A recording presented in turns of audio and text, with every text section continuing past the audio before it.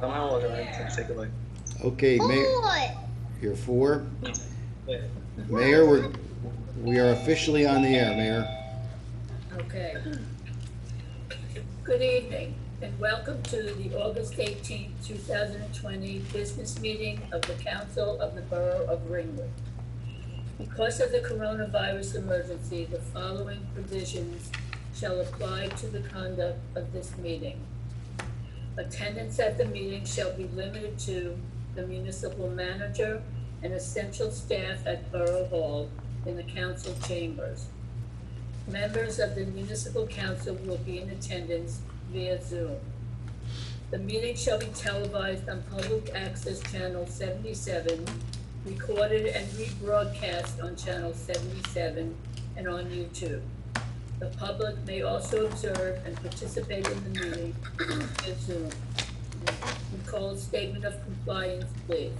Adequate notice of this business meeting has been provided in accordance with the Open Public Meeting Law, PL 1975, Chapter 231, setting forth the time, date, place, and purpose of this business meeting by consent agenda resolution number 2020-09, adopted January 1st, 2020, through a legal notice published in the Suburban Trends issue of January 12th, 2020, and through notices emailed to the following named newspapers and posted on the bulletin board at the Borough Hall on January 6, 2020, the Suburban Trends and the Bergen Record. Roll call, please. Mayor Schaefer? Here. Deputy Mayor Spear? Here. Council members Bolton? Here. Peretti? Here. Matty Landis? Here. Here. McCracken? Here. O'Keefe? Here.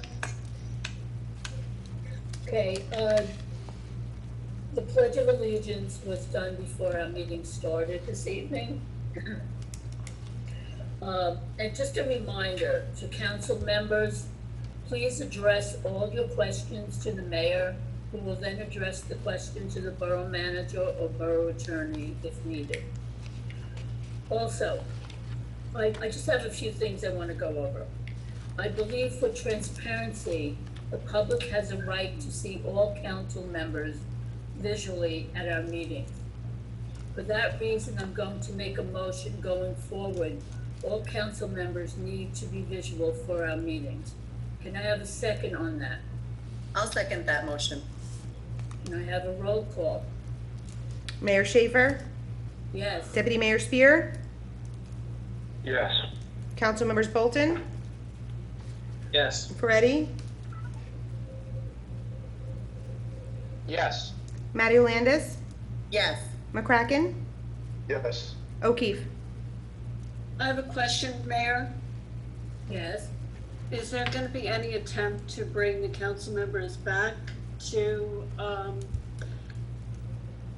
the meeting as far as for all the public to see? I've noticed that when you watch it on YouTube or on channel 77, that the only people visually available to the public are Scott Heck and the clerk. So I was wondering what steps the council is going to take to perhaps get it so, because I agree with you 100%. The public is entitled to see all of us hard at work. So I'm hoping that whether we can do social distancing at the Borough Hall, or if maybe the Zoom meeting with all of everybody's pictures can be visual, that could be addressed. But I'd like to see us move toward resolving this so that the public, to your point, has access to see Right. all council people at work. I think for safety reasons right now, we have to see about getting back into the council chambers. Right, I understand the safety, but Looked is in, there enough room there for 6 feet apart, do you think? Mr. Heck, Why don't you guys finish your vote and then I can address that, Mayor? okay, all right. Yes. Okay. Okay. And just for a record, do we have a resolution number for that, or So 2020-179. 2020-179? Well, right now we're under construction here with some automated doors and things like that. There's not enough room for social distancing here for the entire council and the council members.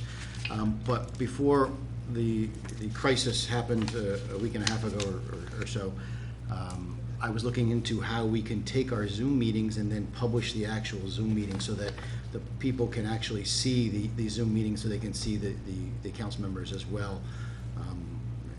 I can talk to Tracy about maybe there's a way we can get the Zoom onto TV, but although I don't think that's as easy, but I'll talk to her about that. But I had started that process, and then obviously we all lost power and kind of Right. hijacked my time for a couple weeks. But yes, I think that it would make sense if we were all visible and the public could see us. Okay, great, if you could look into that, I'd appreciate it.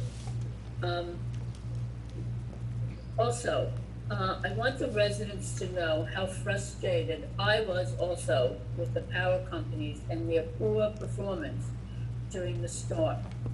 I asked Scott to send the following letter to the governor regarding the utility companies during this past storm. I'm also advising the council that I asked Scott to schedule a meeting with the utility companies, OEM, Chief Walker, myself, and Scott to discuss these issues. Do you want me to read the letter that was sent out to the governor? Mayor, I I don't don't- think I distributed that that was under your signature, so I didn't distribute that, so maybe that's appropriate. I'll read it. Dear Governor Murphy, I am writing this letter on behalf of the residents of the Borough of Ringwood, Passaic County, who have suffered untold damage from the poor performance of utilities serving the borough during and after the storm. I am referring to the Jersey Central Power and Light, Rockland Electric, and Cablevision of New Jersey. Despite adequate notice of the impending storm and criticism of the performance of utilities regarding prior hurricanes and storms, those utilities were unnecessarily slow in restoring service to customers, which severely impacted many lives and businesses. As a result of the inexcusable slow pace of restoration of electrical and internet service, the welfare of the whole community, but especially the elderly and infirm who are in need of utility service during this COVID-19 crisis, being deprived of air conditioning during a heat wave and being deprived of internet connections of their medical devices to their physicians and healthcare workers, and being unable to communicate with family or first responders is totally unacceptable. Needless to say, my fellow residents in general incurred the same disruptions in their lives and damage to property as did so many other residents of New Jersey. But my point is that fragile populations were unnecessarily put at an additional risk at a time when the demographic is the most susceptible to the horror of COVID-19. Further, there are continuing interruptions of power and internet service, which can damage electronic equipment and interfere and disrupt the activities of persons working remotely from home who need power and fast-speed internet service to perform their jobs. And with the prospect of remote learning planned for many children this fall, these problems take on even more importance and must be immediately addressed. I have expressed these concerns to the utilities. Nevertheless, I request that your office conduct an investigation of the utilities' response to the storm, with particular emphasis on whether the utilities had any plans for addressing the needs of the residents, but particularly the fragile population. If there are no plans, I request that you require such planning to determine how the utilities intend to provide for the fragile population, as well as uninterrupted service for remote learning and working. The investigation should be publicly conducted with hearings available online for viewing by the public. I am available to further discuss the matter and would be happy to participate in any investigation. Your attention to this matter is greatly appreciated. Yours truly, Linda Schaefer, Mayor. I also wanted residents to know in regard to the storm, I called over 200 seniors and asked if they needed anything or if they had any health needs. I got that list from the Ringwood seniors. I also stopped at a number of homes of our seniors who live by themselves, and most of them are in their 90s. And I charged their phones or helped them with other needs. This is a problem. I'm trying to look into a lot of the seniors, and for many reasons, I guess, that live by themselves, don't want to give out their cell numbers. So a number of the numbers that I called, I couldn't get through. But since I know a number of them, I have their cell numbers, so I called them. It's not acceptable that someone at the age of 99 shouldn't have any electric or way to communicate with the outside world. So I'm hoping that we get a response from the governor and that we can meet with these companies. Mayor, can I ask a question? Sure. Have you reached out to the utilities directly? I'm sorry? Have you reached out to the utilities directly? Yes, I did. I reached out to Rockland, Orange and Rockland 6 times. Have you had any response? But they were working on it, and they would get back to me. So after 3 or 4 hours, I called them back again.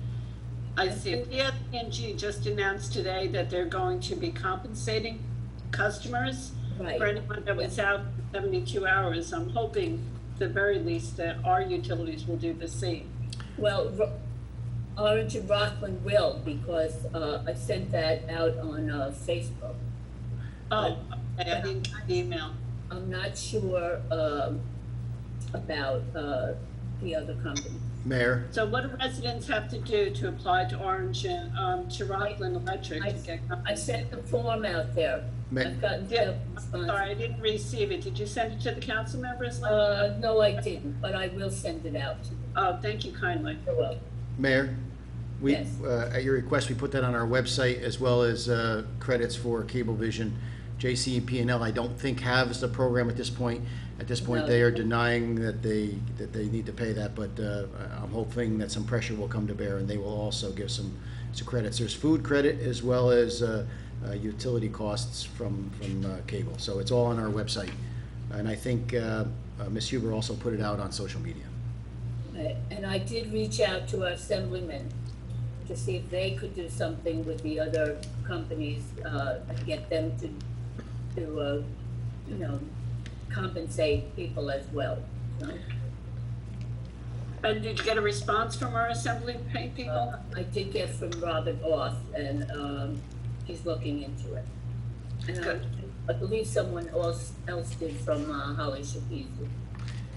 Mayor, we also have two representatives, one from JCP&L and one from Cablevision, as well as from Rockland Electric, who the community representatives are very helpful. The problem is they weren't getting the information, so they would call us back, but they didn't have the appropriate information. So I want to stress that those individuals did work hard. Unfortunately, the information that they were provided wasn't acceptable. So, but I'll let you know when that meeting is, Mayor. Okay. I have one other thing. I received a number of letters supporting a trail system in our community. The Trails and Bike Paths project has many aspects that need additional consideration. We received many complaint letters from residents in regard to cars being parked in front of driveways, cars blocking access to their streets and homes, which makes problems for many affected residents and emergency responders. Also, I got complaints and letters about people that were up there in the trails urinating and defecating in the streets and on sides of the road. Also, much garbage left on properties from hikers using our trails and paths.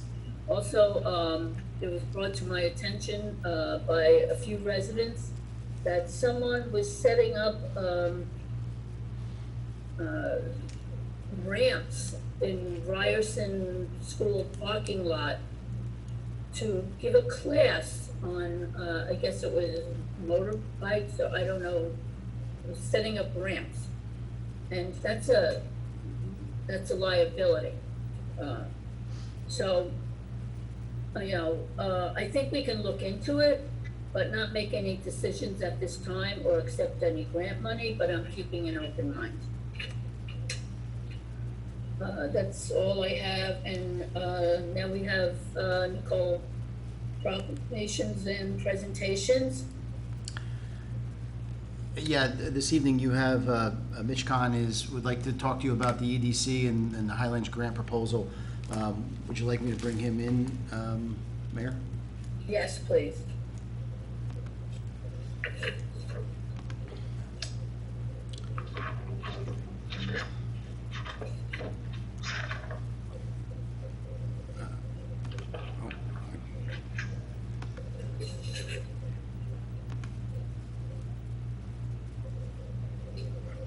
Okay, there he is. Sorry, Kristen, I pushed you by mistake. Mitch, you just have to, there you go. Okay, I'm unmuted now. Do you hear me? Yes, we do. Okay, I think, dear council people, I think you have a copy of the Economic Development Commission's grant proposal that we're submitting to the Highlands Council. The purpose of this grant it's basically a planning grant for us to come up with like a master plan to integrate all the trails, the bike and pedestrian plan, when it's updated, with the existing trails, and link it all into the central business district of Ringwood. I think we have a pretty good chance of getting this grant. You'll see that there are 10 to 12 organizations that have submitted letters of support. So we're looking for the council to basically, support the grant. So we're looking for your endorsement this evening. Thank you, Mitch. Scott, I didn't receive a copy of the grant proposal in my booklet. Is that an oversight? Nicole? Oh, I'm sorry, Mayor. I didn't receive a copy of the grant proposal in my booklet. Okay, Well, that would have come out, Nicole, I you, printed what was sent in the email and put it in the books, so. It's not part of the agenda for this evening, as far as I can see. I forwarded what Mitch had sent me. I assumed that the actual proposal's in there. John, It's not on the agenda tonight. no, it is on the agenda. We have a presentation from the EDC on the Highlands Council grant proposal. That's proclamations and presentations. Okay, so I'm not seeing it in my booklet. I see a lot of letters here, right. a lot of, from the public library, from Skyland Lake Association, from the County of Passaic, from the Ringwood Chamber of Commerce, from the Green Team, and from Georgia, all the Weiss Center. I see a lot of support for this proposal, but I don't see the proposal itself. Yeah, I just see everything she just read, so that's what was printed off the email. I'll have to go check. I think this is an important issue. We've now heard from the public, and now we're hearing from very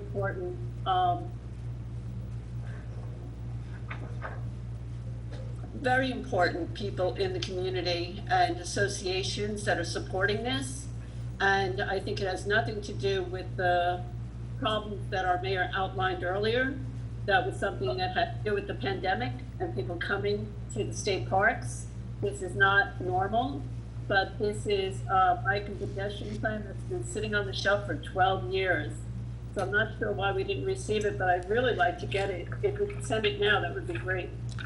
Mr. Khan, I think it has a lot to do, excuse me, Ms. Deck, I think it has a lot to do, when I receive letters from residents that are concerned about being able to have access to their homes, or whether there's a fire that a fire vehicle can get through. I think it has a lot to do with it. Mayor, I pray that those circumstances that our residents were presented with during the COVID problem, and the fact that so many people were visiting our community at that time, is something that we all are concerned about, but it is not related to the bike and pedestrian plan that you passed in 2008. That is something that is totally unrelated. This is a new issue. I hear you. But Thank you. I would like, I'm not making any decisions tonight on accepting. Can I say something here? This grant proposal is not an endorsement of the old bike and pedestrian plan. The Economic Development Commission, we understand that that plan has to be updated and amended and so forth. So what we're asking you to vote on is not that bike and pedestrian plan. We want to integrate a system of trails, whatever bike and pedestrian plan we come up with our central business district.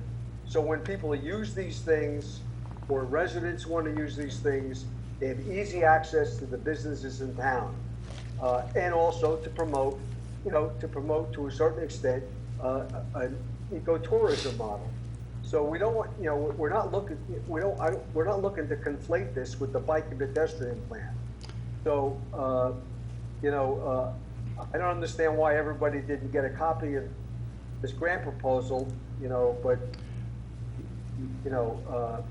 there's nothing very, very complicated about what we're asking for.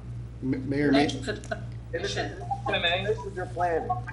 Yeah, and it's actually kind of ironic because the letters of support were so detailed that I actually overlooked the fact that we didn't have the actual grant proposal, but from my reading of the letters, it's clear that this is a request for a feasibility study as opposed to a decision to proceed in any one direction or with any one specific plan.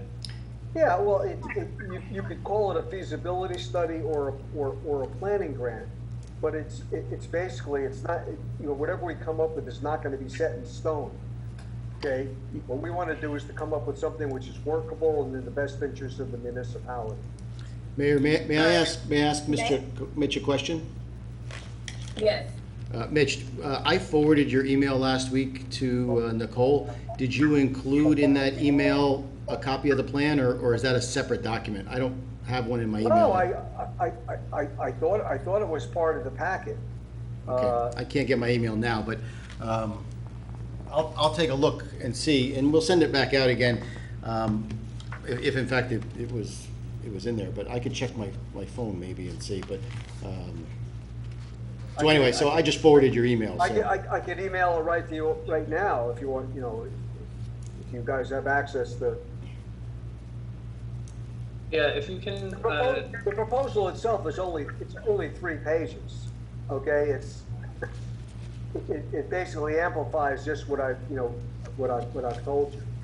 so if we got this $50,000 grant, how much more would we have to? Nothing. It's not gonna cost the township anything. Okay? There's no match, it's just that You go look at your email? there's no match. It's a $50,000 grant from the Highlands Council, and I think there's an excellent chance that we would get it. But we're in the preservation zone. Mayor, if, Mayor, may I ask a question? Yes, Councilman Bolton, I agree with you because I actually had taken some notes and I had said that, what I wanted to know is the grant being used to determine feasibility? Is there like a traffic study that will be included in that? And one of the other questions that I had that was just answered was, is there a community match? Will, we have to match that grant in any way? And I guess what I also would ask is that after that $50,000 grant is awarded, what are then the stipulations? At the end of it, whatever your findings are, do we have to move forward with that at a cost to the community? What are the stipulations that would go hand in hand with that grant? That would be up to the council, okay? We would come up with a plan, and we would say, okay, these are the possibilities in the ways that we can go. And then it's gonna be up to the council as to whether or not we move forward with different aspects of the plan or not. So the council would have the last say on any expenditures of money. Any expenditures of taxpayer money would be decided by the council. So basically, they're gonna be giving us a $50,000 to just come up with a what if, and then if it's too expensive, the town is under no obligation to pay that 50,000 back if we don't follow No, the plan. It's a $50,000 planning grant, that's all it is. Planning grant. There's no obligation whatsoever for the town to come up with any additional funds. Hopefully, if we come up with something that's workable and affordable, you know, and we can all agree that it's in the best interest of the town, and it's economical, we should go forward with it. But we're doing it from the interest of the Economic Development Commission in terms of how can we develop more economic opportunity in town. It's not just a question of, you know, promoting recreation just for recreation's sake. We want to see that, in fact, it's going to have like some kind of payoff for local businesses, you know, in the town. But the ultimate disposition of whatever we come up with is going to be up to the mayor and council. And, Councilman Bracken, I'd like to say that if this grant is simply gonna be to pay for a study to be completed to find out the feasibility of this whole plan, I don't have a problem with it. I would just like to see it first before I, could we table it to our next meeting? well, Mayor, Linda, I'm sorry, Nicole is in looking at her computer to see if she actually has it. I have a funny feeling that maybe it's not in that email, but we'll see. I think that you guys are kind of saying saying things. You had asked me, there's a lot of conversation about the bike plan, and there's some good stuff and there's some not so good stuff. I was gonna hold this till later. Do you want me to go through that now while Nicole's looking for that? I'm sorry, say that, I didn't hear. You had asked me to do an assessment of, because I had said at a couple of meetings, our last meeting, that there was some good and bad in the bike plan, and that, you know, for a lot of, with all the letters that went out, there's a lot of calls that came in relative to the bike plan. Do you want me just to go through the pros and the cons? Because we do need to make some adjustments to it. Mayor, But Scott, can I say something? Yes. We're not asking for an endorsement of the bike plan. That's not what we're asking for an endorsement of our grant application here. I understand, but I'd like to see that being disposed of. I think that if we went through the pros and the cons, it may alleviate some of the fears of some Okay. folks. I think it's, You want me to forward the bike, you know, the grant proposal to you now while you're doing this discussion? Yes. Nicole found it, and it just hit my, just hit my email. okay, good. Some of you must have a copy of the grant proposal. I know, because I included the grant proposal along with the letters of endorsement to you. So maybe when you look at I'm not, endorsement. only the letters came out for some reason. Sorry to say. So in the email that Nicole is sending around in batches, it's the Word document called Highlands Council Environmental and Economic Sustainability Grant Application. That's it. That's the grant application, so you got it. Thank you, Nicole, for sending it out. And Mayor, since it isn't related to the bike and pedestrian plan, I don't see any reason for our for our town manager to go through that. I think he did that at the last meeting. Actually, I didn't, but I'll do it in the mayor's report, in the manager's report, don't worry, Mayor. Okay. Okay, thank you. So Nicole, this was in the email that I sent you? Yeah, it just Okay. didn't I don't want print anybody on to the think end. that It was I'm one of the hiding last stuff. Nope, it was one of the last attachments. My apologies. I just think it should have come out with the letters of support. It should have been printed in the package. You know, everything that was on that email was supposed to have been in the booklet. It just didn't make it there, obviously. And you know, if you guys find that there's something that didn't get copied or something that didn't make sense, you don't have to wait till the council meeting. You can call us as you're reviewing it. You know, my phone is always, my phone is on 24/7, as you all well know. So I'm sure it was just an oversight. Nobody picked up on this before the meeting, so.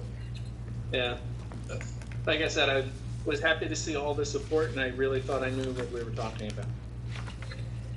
And it's very straightforward. When I read through it now, it really just utilizes the trails that are already existing And since there is no commitment, I see no reason why we couldn't move forward with this evening, since it would give the Borough of Ringwood $50,000 to see ways that we can enhance our business community. I don't see any reason why we wouldn't go forward with this evening. Does anyone else have any comments? Yes, Mayor, if I can make a comment. What I don't like about the grant application is the reference to residential areas. This seems to be a grant in order to align with the Highlands RMP policy to promote recreation and tourism-based economic initiatives, or the other policy, HC3, to promote public and private tourism attractions in the Highlands region. And it keeps on going back to my residential districts. And I don't want the residential districts to be impacted by tourism. I think that's a bad idea. And then when I get to the end of it, the end product of this thing is going to be a map, a GPS map, which I would assume would be something like the Highlands Council has out. They have a bunch of GPS maps out. And you can highlight where these locations are on a GPS map such as this. And it becomes public information as far as how to get from the Fieldstone Plaza parking lot and walk your way back over to Lakeview Avenue. Don't think that's a good idea. I don't see the economic development part of it because giving the residents of those areas another way to get to the shopping centers does not add clients to the shopping centers. They're just giving them a different way of getting there, a different way of means of access. It's not any kind of economic development. Economic development will be somebody else spending money in town, not Ringwood residents. And this constantly goes back to tourism. Is it a tourism thing? Is it a residential thing? I don't necessarily want maps showing people how to navigate around my residential neighborhoods. Prefer to keep that to ourselves somewhat. I don't know if I'm speaking too soon, but the midsummer car break-in thing might not have hit us yet with all the other stuff like COVIDs and tropical storms, and we haven't seemed to be getting hit by the car, the auto theft rings. But I don't want to be offering that stuff up. So I think it could be revised. I think it should be revised. I wouldn't want to map those locations. I can definitely see a bunch of this stuff as being good. Identifying trailheads. I would care very much about parking around these things. I would want to know about that before we, go too far with any of this. But some of these things can be useful. I can definitely agree with it. Tying this stuff into the residential areas is a no-go for me. I can't accept it as is. Hey, John, Here, especially some of the hidden trails that our children use to take to get to the Dairy Queen in the back, and that becoming public knowledge to everybody else, especially even people from out of town. Bad idea. Bad security, bad for the children, bad for the families. Yeah, I definitely don't like that part. Councilman I mean, Spear, it's different lately. I'd Mayor, like to speak. You Kathy. have to address the mayor, please. Oh, right, Mayor. I hear Councilman Spear's objections. As Mitch Kahn has explained to the council, that we are not making any commitment or implementing anything based on this. And looking at the letter from the Ringwood Chamber of Commerce, they seem to think, and I'll read what they said.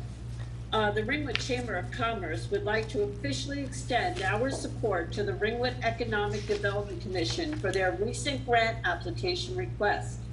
The Ringwood Chamber strongly encourages the Highlands Council to support this grant request of $50,000 to study the feasibility of a biking and hiking trail systems in the Ringwood Borough.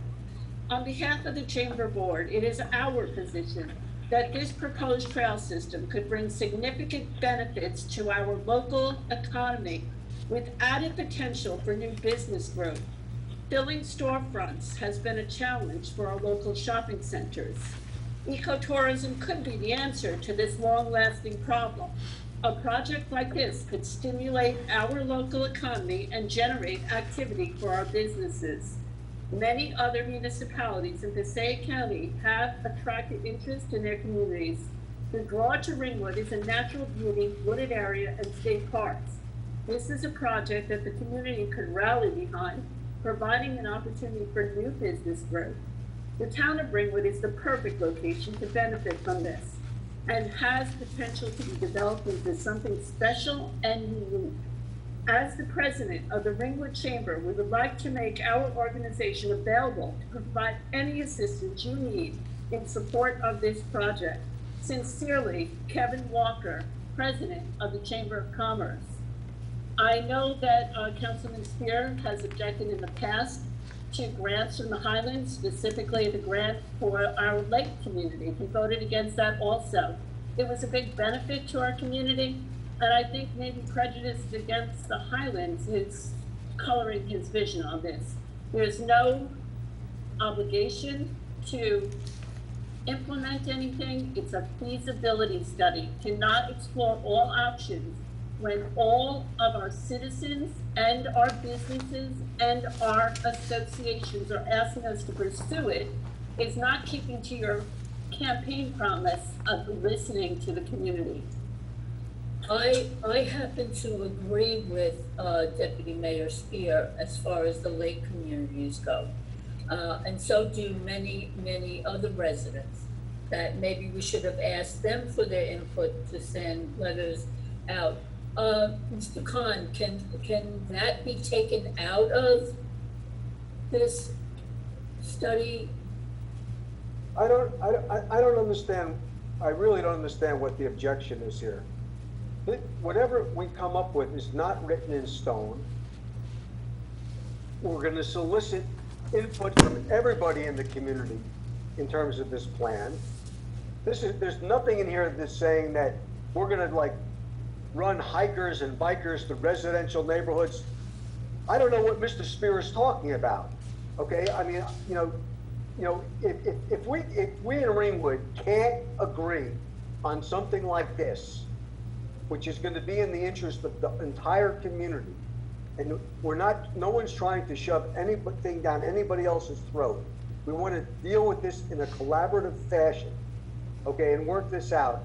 Then we're not going to get anything done in this town. Okay, the business community sees it in their interest, okay, to get this done. And the Economic Development Commission, that's our focus, is that we want to see how this can, help the business community in Ringwood, period. Okay, we're not interested in like bringing necessarily more bikers and hikers and so forth into town. Okay, we want to make this a more livable, sustainable community. Okay, so a lot of these issues are extraneous. I really don't know what's going on. Everybody's trying to make, it seems to me, like wild ideological points here, okay, which are not really central to what we're really trying to do. Okay, and if that's what you want to do, fine. Like I hope like 5,000 people in Ringwood are watching the council have this ridiculous discussion. Hello, Okay. Mayor. I'm on the EDC as well, and I just wanted to say that while we are planning on having a grant to get an inventory of what trails are available, some of which may be in a residential area, that doesn't mean that we would be implementing the use of those trails. And this is also to be an added value for residents that already reside in Ringwood. This is so your kids don't have to bike from Cupsaw on 511 to get to Skyline. They could get through a trail to get to the library, to get to those types of places. So it's safer for the residents of Ringwood, not necessarily bringing outsiders into our community.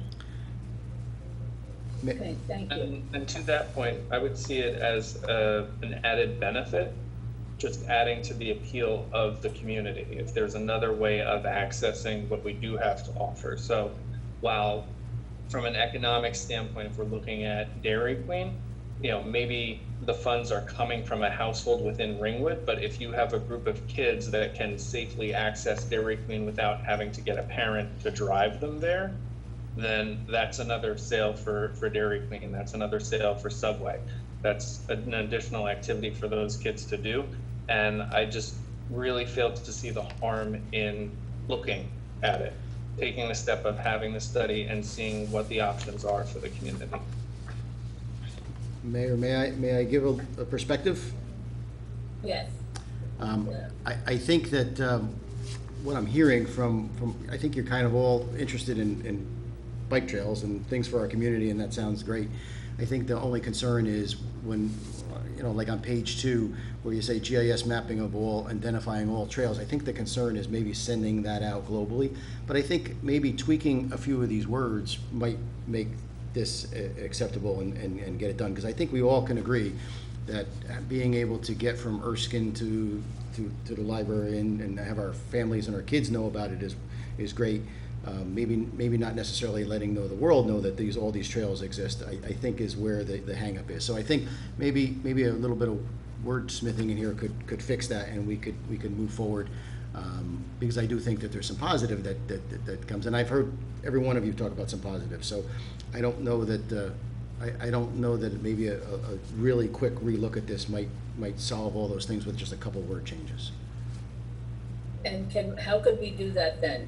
So, Well, I can make a couple suggestions to the EDC, and you could certainly, look at it subject to, or that type of thing. I think the concern is maybe sending all that information, statewide is what the concern is, it sounds like. I think that's what I'm hearing. Well, Scott, I just emailed you the copy of the grant proposal. I don't know if you could send it to everybody. It's only like Yeah, they have it, Mitch. We have it. Yeah, So I don't understand what these word changes that you want to make. Minor, So maybe just like tell- where it just says, tell me- like, Sir, I'm sorry. Mayor, can I jump in, Mayor? yes. John Spear? Thank you. I would like to see your first objective. Develop a system of trails through the borough of Ringwood that link residential areas to commercial corridors. Let's take out the residential areas part of it. Just a system of trails throughout the borough of Ringwood that link commercial corridors, tourism sites, and public facilities. I'm good. We take the residential out of this thing in the first instance. I like that. Then we go to consultant tasks and deliverables. Item number 2. Identify existing trails and corridors utilized by local residents through our resident and business interviews and site visits. No, let's not identify them. The reason why I don't want to identify them goes to your mapping deliverable number 1. GIS map identifying all trail locations. I don't want the trails accessing the residential sites, residential neighborhoods available on a GIS map for general consumption. I think it's a bad idea, and unless we have places to actually accommodate these people, we're going to be showing where a trail comes in. It's going to be opposite one person's house and in between 2 others, and people are going to park there. Some people are going to park there. What else are they going to do? So I understand the point where nothing we're doing here is written in stone, but it is put on the internet, which might be the modern day equivalent of writing it in stone, because it'll always be there somehow, some way. And I'm still unclear. And I understand Mr. Bolton's, small point of having children go there by themselves instead of having their parents bring them. In the bigger macro sense of this, though, I don't see how that really adds to the business community without what the EDC chairman just said. We're not interested in bringing hikers and bikers into town. I thought that would be the plan for spurring economic development. I agree with that. That seems like the way to go. I just want to cut my residential neighborhoods out of it. So to that line there, I already hit your objective number 1, we changed that. Consultant task and deliverable number 2, take that out. Consultant task and deliverable number 6, prioritize trails that most heavily utilized by residents and provide access to community assets, such as the shopping centers and the like, blah, blah. Just take that out. Why? I think we have enough to go on. Well, John, why don't you just rip up, John, why don't you just rip up the whole grant proposal? Okay, what you're saying is absolute nonsense. If I agree, Nonsense. Agreed. It is nonsense, John, John, it's nonsense, because I'll tell you why it's nonsense. Why should you exclude people who live in neighborhoods from being involved in access to, to the central, to the shopping centers? Okay, that's crucial. Okay, you want to take out access to residential areas, you want to take out this, you want to take out that. This is not written in stone. We're going to outline a whole series of options for the community. The community as a whole has to buy into this thing, or it's not going to work. Okay, all we're doing is, this is a planning grant to look at this stuff. Okay, this is like money that's not coming out of, this is money that we paid into, our state taxes that, that has, where we get access to the Highlands Council for this money to do this. Okay, if you, to my viewpoint, this is like found money. Okay, we can make good use of this and come up with something positive. We're not going to be wedded to whatever it is that we come up with. Okay, but it gives us the ability to put together, input from everybody in the community.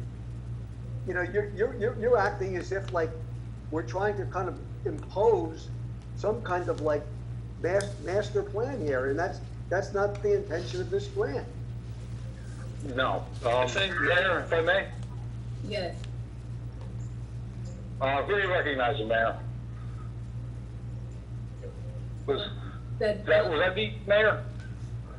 I just, what I am objecting to is coming up with a map that leads people from my commercial districts into my residential areas.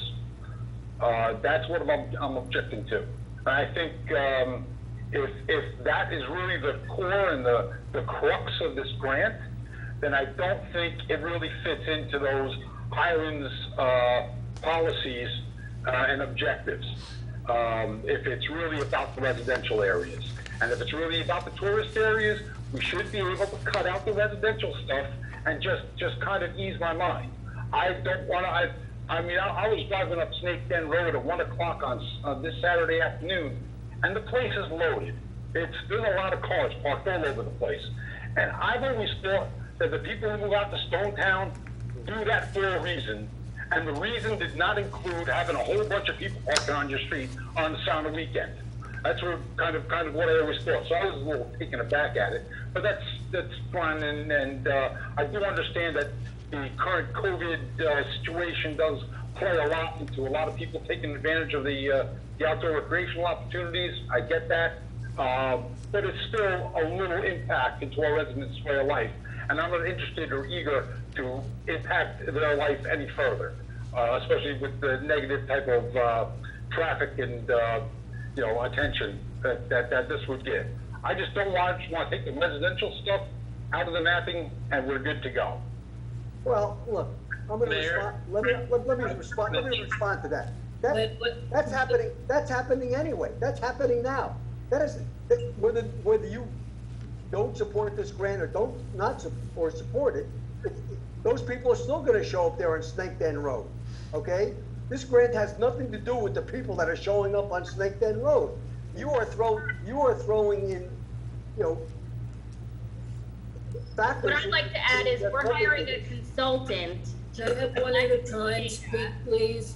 Okay, we're hiring a consultant to collect the data. The data will be owned by the Borough of Ringwood. What we choose to then publish and share and implement will be up to the council and all the residents, and it'll be voted on. But you can't make any decisions unless you collect all the available data. So that includes all the available trails wherever they happen to lie. Mr. Bolton. Thank you. I agree. I think we do need to see all of the pieces of the puzzle that we're working with. And I think I would suggest that we try to address Deputy Mayor Spears' concerns from the opposite angle, and as opposed to cutting the residential areas out, what if we just removed the GIS component of the maps? Let's get the data, let's get the maps, but why do they have to be the type of maps that get published on the internet? We're hiring the consultant, we get the information as Kristen said. Let's decide what we do with it, but let's not cut our noses off to avoid the internet. Let's just cut out that part. There's nothing in this grant that maintains that we have to publish whatever we come up with on the internet. Okay, that's gonna be a decision that the mayor and council are ultimately gonna have to decide what goes on the internet. We're applying for a grant here, okay? Us getting that grant doesn't determine whether we're gonna put something on the internet or not on the internet. In terms of the GIS mapping deliverables, Well, the GIS mapping, we want to, yeah, well, that's for our internal study purposes. okay, so GIS doesn't automatically mean that it goes on the internet. No, it doesn't necessarily be up for public consumption. Mayor, if I may, John Spear. Yes. I'd like to see that. I'd like to see that the Highlands pays for it, and any data that was produced as a function of the Highlands giving us this grant is not property of the Highlands. I'm trying to look it up now. We're talking about, that was that grant program they passed, in like October of 2018, was it? Does anybody know? Because I would think that if you're getting money to perform a task, and you tell them what your task you're going to perform for the money, what you do is then generally what you do is you deliver it to them who is the grant maker. So just my thought there. Come on, help me out, guys. Mayor, Yes. this is Kathy O'Keefe, Councilwoman O'Keefe. I think the EDC has been hard at work on trying to get us this money. At the last meeting, there were some objections based on the fact that things hadn't been updated. The EDC has worked very hard over the past 2 years to help the Chamber of Commerce look for business opportunities. They have now brought forward a grant proposal that has the full support of not only the Chamber of Commerce, but the Ringwood Library, the Weiss Ecology Center, Passaic County.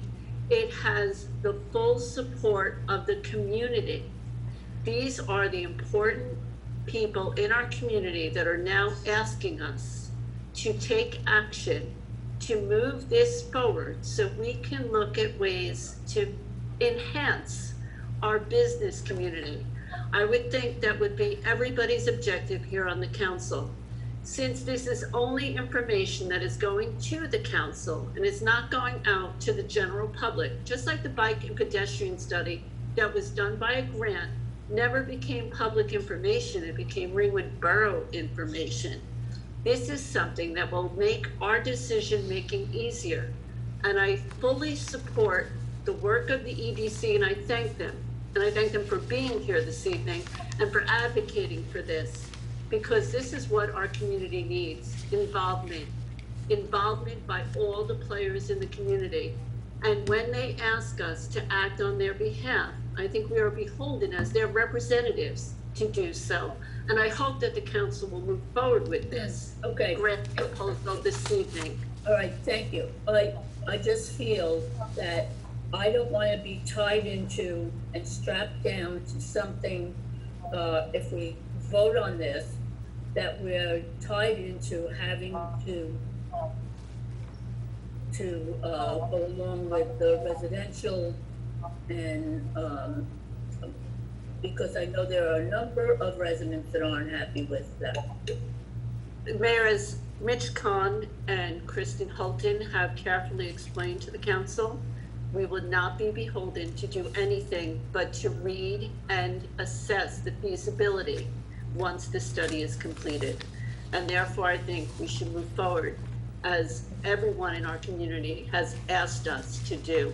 The letters speak for themselves. They're not from Republicans or from Democrats or from independents. They're from the Parties in this. Ringwood Public. Exactly. That's why I'm saying it should be a bipartisan movement on this council's part to help our community move forward, as all of our community associations have asked us to do so this evening. All right. I read the letter from the Chamber of Commerce. I'll be happy to read all the letters we No, you received. don't need to do that. We all have. Okay. Okay, well, there's a lot of pleading on their part to move forward. Thank you, Councilmember. If I may, just one more comment. It's actually because of the residents who have issues that I think it's important that we include those areas and those individuals in this study so that the consultant is able to hear their concerns and specific situations directly, and we do what we can to better accommodate them. So I don't know what the alternatives may be in terms of better trailheads, so that maybe Snake Den Road is not the only access point, but I would like the professionals to hear from them so that those considerations can be taken into account and we can do a better job of addressing the problems. Okay, thank you. Mayor, I have a question for Mr. Klimek. Mayor Schaefer, if I may, I'm sorry. Councilman Ferretti. Yes. I would venture to say that most of these access points are online. That's why you see all these cars. And I think that if it becomes an issue, we should be able to manage that relative to ticketing and signage of where people are allowed to park. I see it happen in other places. Beach areas where people would just flock to free parking if they weren't not allowed to park there, had to pay $30 a car if they weren't a resident, or whatever the case may be, how we can manage it in the future if it became that kind of situation. But this is just about what our options would be. We're not actually doing anything. It costs us nothing, and there's no strings attached. So I see no reason why we wouldn't just see what they have for us. It's just for us to look at like the bike plan. At least that's the way I understand this, and I support that. That's all. Thank you. See what they have to say. This is just a planning grant. That's all it is a planning grant. There's nothing written in stone. Okay, if the municipality doesn't like what we come up with, that's fine. You can reject it. Okay. Okay, if we're gonna hire a consultant, we're gonna want them to reach out to all the stakeholders, including property owners, people in the neighborhoods, people that might have to grant right-of-ways close to their property or on their property. This is not something which is gonna be dictated to the community. And this. So I don't understand where people are getting that notion from. That there's somehow, if we get this grant, that Big Brother is gonna control Ringwood. That's nonsense. Okay, thank you, Mr. Khan. I just want to make sure that it's not going to cost the borough any money. It's not gonna cost the borough a dime. Okay. Mayor, I have a question for Mr. Klimek and a brief statement, and I promise I'll be brief. Mr. Klimek, once this deliverable comes to the Borough of Ringwood, if this is marked in draft form, is it not subject to Oprah? Because once it comes to the Borough of Ringwood, it's an Oprahable document. So if we mark this in draft form, it might take some of the GIS concerns away. And I do think that there's some benefits to us knowing where the trails are and where the trails go for us to do planning for our future. And I think that that's positive. I do share your concerns based upon the number of calls that I have with this information getting out before we know how to handle it, before we know how to manage it. So if this document came to us in draft form, it would not be a Oprahable document, is that correct?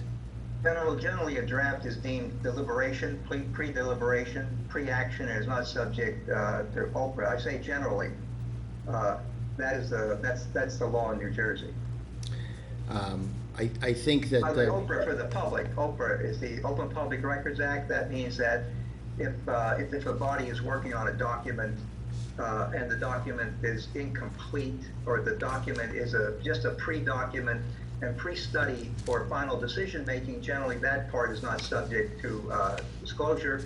The purpose is to allow the continual free flow of ideas. The participants in the studies leading to final action may be reluctant to commit themselves or offer ideas if they think that those preliminary ideas and thoughts would be subject to disclosure. But I would add that, as I said, I haven't seen the actual application, but there would be public discussion. But whomever is conducting it, there would be not necessarily a hearing, but I believe if a consultant is appointed, that consultant will speak publicly, will interact publicly with members of the committee.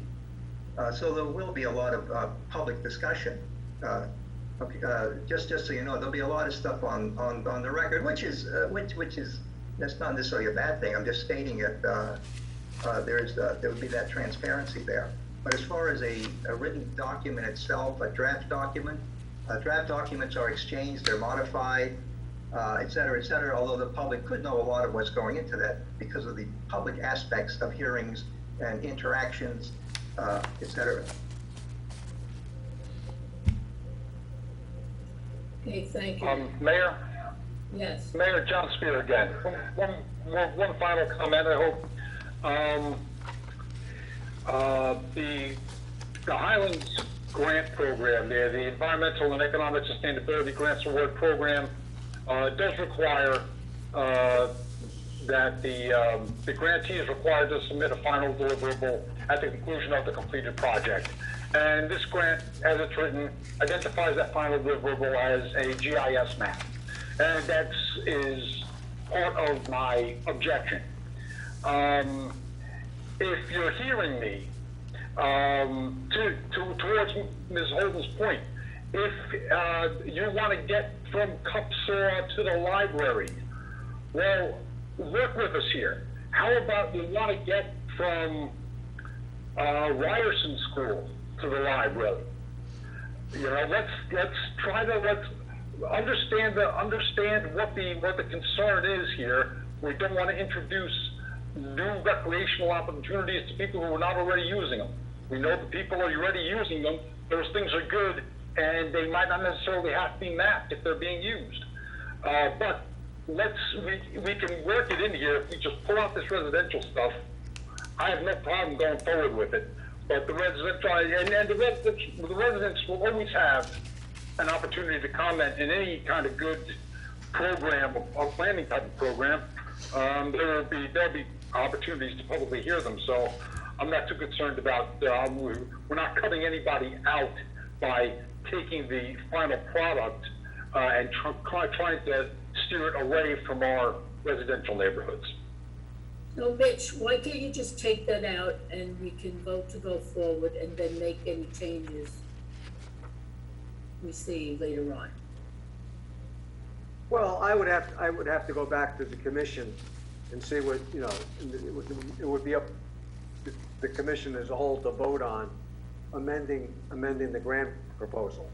I'm not opposed to doing that, you know, but, you know, if that's your choice to say that the final should not be a GIS, you know, map, I'll have to go, you know, let me go back to the commission and see if they want to amend the grant proposal. I'm sorry, Mayor John Spear again. I'm sorry. Let me be clear. I am okay with a GIS map. I do not want the GIS map leading people from the shopping centers into my residential areas. I don't want that. We'll have to try to find a way to be a little more sensitive to our residential neighborhoods. That's what I'm saying. GIS map is fine. We don't want to be directing people into our neighborhoods. We want the tourists to stay in the touristy spots and the residents to enjoy their residential spots that they're paying their tax money for. That's what I'm looking for. The GIS map can definitely continue. John, I understand your point, but I'm not a biker, okay, but I am a hiker, and I probably hiked over 100 miles of the trails in Ringwood since this COVID crisis has started, okay? I don't think when I meet a hiker or a biker that they really want to bike into the residential neighborhoods of Ringwood, okay? Agreed. Okay, that's not really what their goal is. They really want to stay in the woods and the mountains and on the trails, okay? The benefit would be to the people that live in the neighborhoods, okay? Exactly. Able to get in, okay? So I think you're raising a red herring here. It's not like I'm sorry, I'm looking at the grant application. What page out of the 7-page document does it say the GIS mapping is the deliverable, just so I can find it? That would be on page 4 on the top, point A.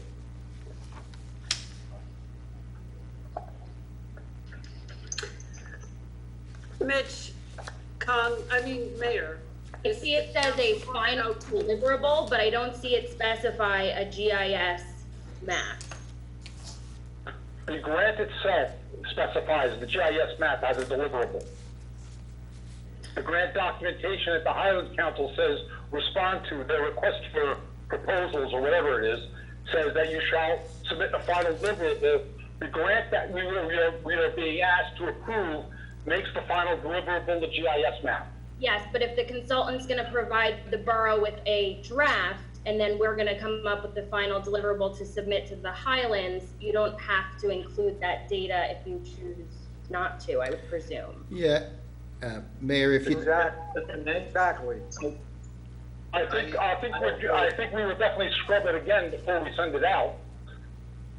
Yeah, and ultimately, I think my view on it is look at the residential areas, hear from the people who live there, and then we can make a call. But if we limit the scope of what we're even analyzing, then we're gonna limit the overall project and not even give them the opportunity to weigh in on whether they would want trails in their neighborhoods to connect it, and it becomes really disconnected from the hub that we were trying to build some connectivity to.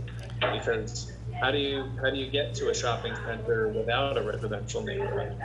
So I think that would be my concern. Not necessarily that we would have to proceed with it, but if we say that we're not going to even look at it, we're going to be operating with one eye closed. Getting feedback from Mayor, somebody. this is Councilwoman O'Keefe. I have a question for Mitch Kahn. Yes, I have a question for Mitch Kahn. Mitch, my question is, my understanding is the reason that we have the trails connecting to the residential neighborhoods is to give our residents the knowledge of how to access our business district without having to go on the major roads. I know John Spear thinks most residents know how to do that, but we have a lot of new residents in town who aren't aware of these connections. Well, And to your point, I don't think that our tourists are coming to visit our residential streets. yeah, well, it's not just to look at the existing network, but how can we improve that network? Right. Okay? How can we improve that? So, I mean, I live in Erskine, and so there's like all these little connecting trails. I wouldn't even call them the trails. So if you want to go from Erskine on Lakeview Avenue over through Northgate over to the shopping center, there's like a little path. Okay? So But the majority of our residents wouldn't be aware that does it that was. does that little pathway have to be improved a little bit? For a bike or whatever, or it's not just one, there's about 2 or 3 paths that take you in that direction. So, but there may be another half dozen or dozen little, connective, trails around town. So we want to make everybody aware of what's available. Okay. Right. But again, this doesn't have to be necessarily on a GIS map. It doesn't necessarily have to be published on the internet. And again, we're gonna have the final say, okay? Whatever consultants we hire come up with, if we don't like what they come up with, we say, go back to the drawing board.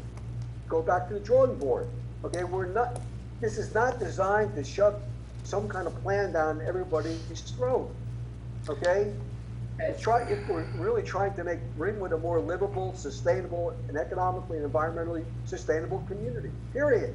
That's it. And There's no thank you. ulterior motive here. I thank you for your work on this, and I think the majority of the community agrees with you based on the letters we received, so thank you. Mayor, may I make a suggestion to make this, maybe this will work? If you look at the 3-page document, paragraph 1, develop a system of trails throughout the borough of Ringwood that link to commercial corridors. Just take out the word residential area for now. Go down below onto tasks and deliverables, you take out item number 2. Item number 6, like John says, but you leave it in, and all you do is you take out the word by residents. Prioritize trailer that are most heavily utilized and provide access to community assets, shopping center, tourism sites, etc.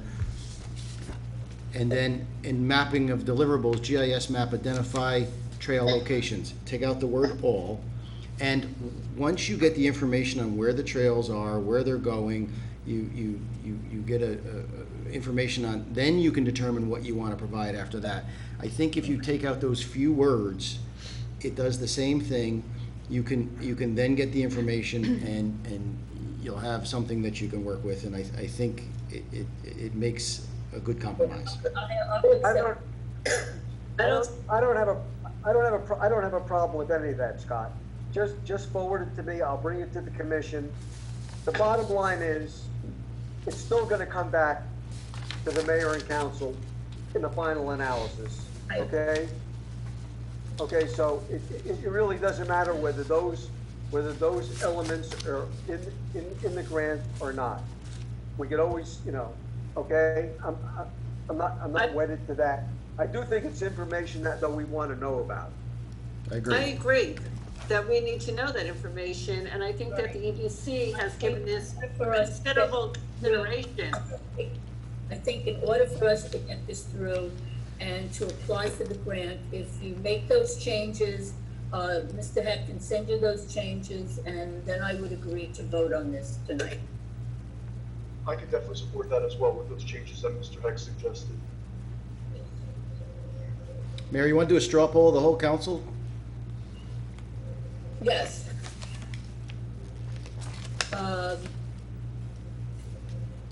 I'll start with myself.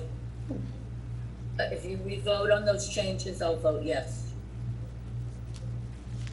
Deputy Mayor Spear? I think he lost service. No, we're okay, I think. No, John Spears, we lost him, I think. Go next. Councilman Bolton? Councilman McCracken, you have to unmute yourself. Oh. Can you hear me? Vote yes. You vote for those changes? Yes, with those changes that Mr. Heck suggested, I would vote for that and support that 100%. Councilwoman Landis. I would as well. Okay. Councilman Ferretti.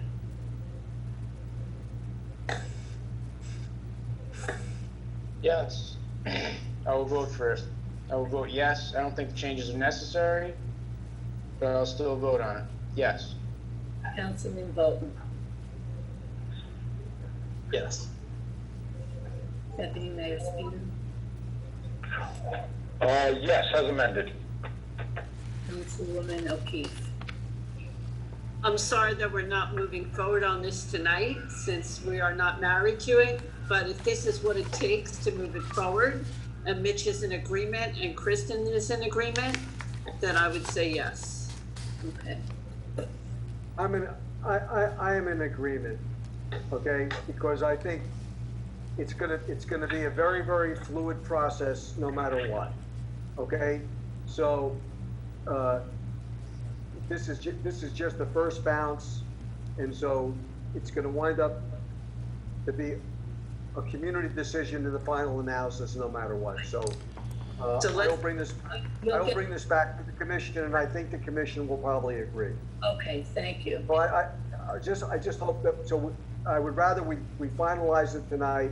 Okay, if we have a problem, then we'll come back to you. If we agree with the changes, then we can submit the grant proposal, as amended. I Okay, agree. Let's vote on that then. So the motion would be for, to move forward with the grant subject to those changes. Correct. I'll make that motion. Hold on a second, let me get, Nicole, what's the number gonna So be? 2021-80, and who's the motion? 2180, and who made that motion? McCracken, Councilman McCracken. Okay, I'll second that motion. Councilwoman O'Keefe? okay, Nicole, it's all yours. All right, Mayor Schaefer? Yes, Deputy Mayor Spear? Yes. Council members Bolton? Yes. Ferretti? Yes. Matty Landis? Yes. McCracken? Yes. O'Keefe? Yes. okay, moving on. Approval of minutes, business meeting July 21st, 2020. I have a motion. Councilman Cracken, at those meetings, minutes. Have a second. Councilman Ferretti, I'll second it. Roll call. Mayor Schaefer? Yes, Deputy Mayor Spear? Yes. Council members Bolton? Yes. Ferretti? Yes. Matty Landis? Abstain. McCracken? Yes. O'Keefe? Yes. okay, next is general public comment. Okay, Anyone? Anyone, yes, we have several here, let me just caught up here. Okay, first we have Ms. Fuchs. oops.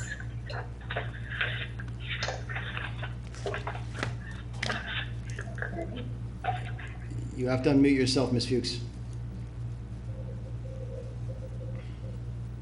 You have to unmute yourself. I'm getting there. Hi, everybody. Cheryl Fuchs, 18 Linnea Place. I'm just sitting here in astonishment that almost an hour and a half of argumentation over a grant for a feasibility study. Deputy Mayor Spear, do you know what a feasibility study actually is? May I read it to you since you're shaking your head? A feasibility study is an assessment of the practicality of a proposed project or system. A feasibility study aims to objectively and rationally uncover the strengths and weaknesses of an existing business or proposed venture, opportunities and threats present in the natural environment, the resources required to carry through, and ultimately the prospects for success. We just wasted an hour and a half, almost an hour and a half on something that is so simple. It's money being given to us to address every single comment and every single angry issue thrown out tonight. I don't Does think, anybody else see that this is a problem? I don't think it was angry, I think it was discussion. I'm not There were parts that were discussion, I will agree, but there was a lot of anger. And when I see my borough council, the people that are running my town, and the objections, and you can say what you want, this is split right down party lines. Mr. Spear, the things that you were throwing out there weren't even an issue. Nothing, as Mr. Khan is saying, nothing is set in stone.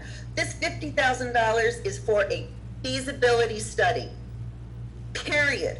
It doesn't matter if the word residence is in it. This is for the EDC, it's for the council, it's for people who are giving us the grant. Why does it matter what that word, if the word residence is in there? Because technically, that's what you're gonna do. You're gonna give residents of our lake communities access to our town center. Without the word residence, it makes no sense. Yes, there's problems at Monksville. Yes, there's problems in Snake Den, Weiss Ecology Center. Guess what? They're two of the most advertised hiking trails in the trail maps in the state of New Jersey. That's not what this is, and that's what you're trying to make it. I pay a lot of money in taxes. I would love my grandchildren who live in Erskine to be able to walk to the center of town, rather than have to get on their bike and drive down Lakeside Ave and Erskine Road and Skyline Drive. I walk on those roads every day, and can I tell you how many times I almost get hit by cars myself? So the fact that you're all heated and want to just throw up your hands immediately over a feasibility study that'll address every single one of your concerns, it's just astonishing to me. And I just need to let you all know that. Thank you for your comment.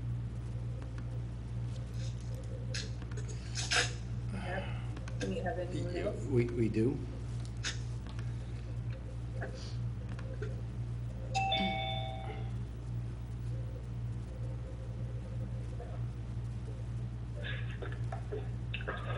Ms. Kennedy?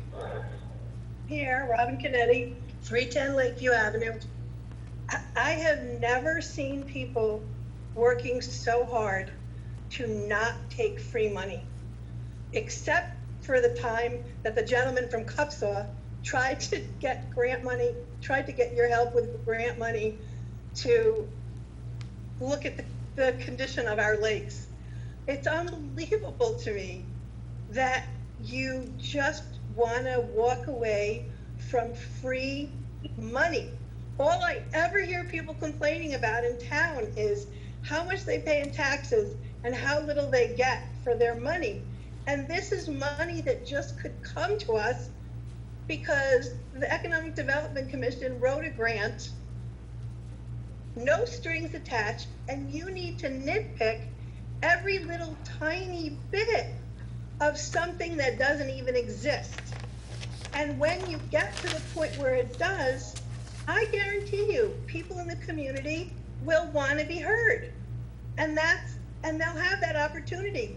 And for Mayor Spear to rewrite everything unilaterally because he doesn't want this and he doesn't want that, well, speak for yourself.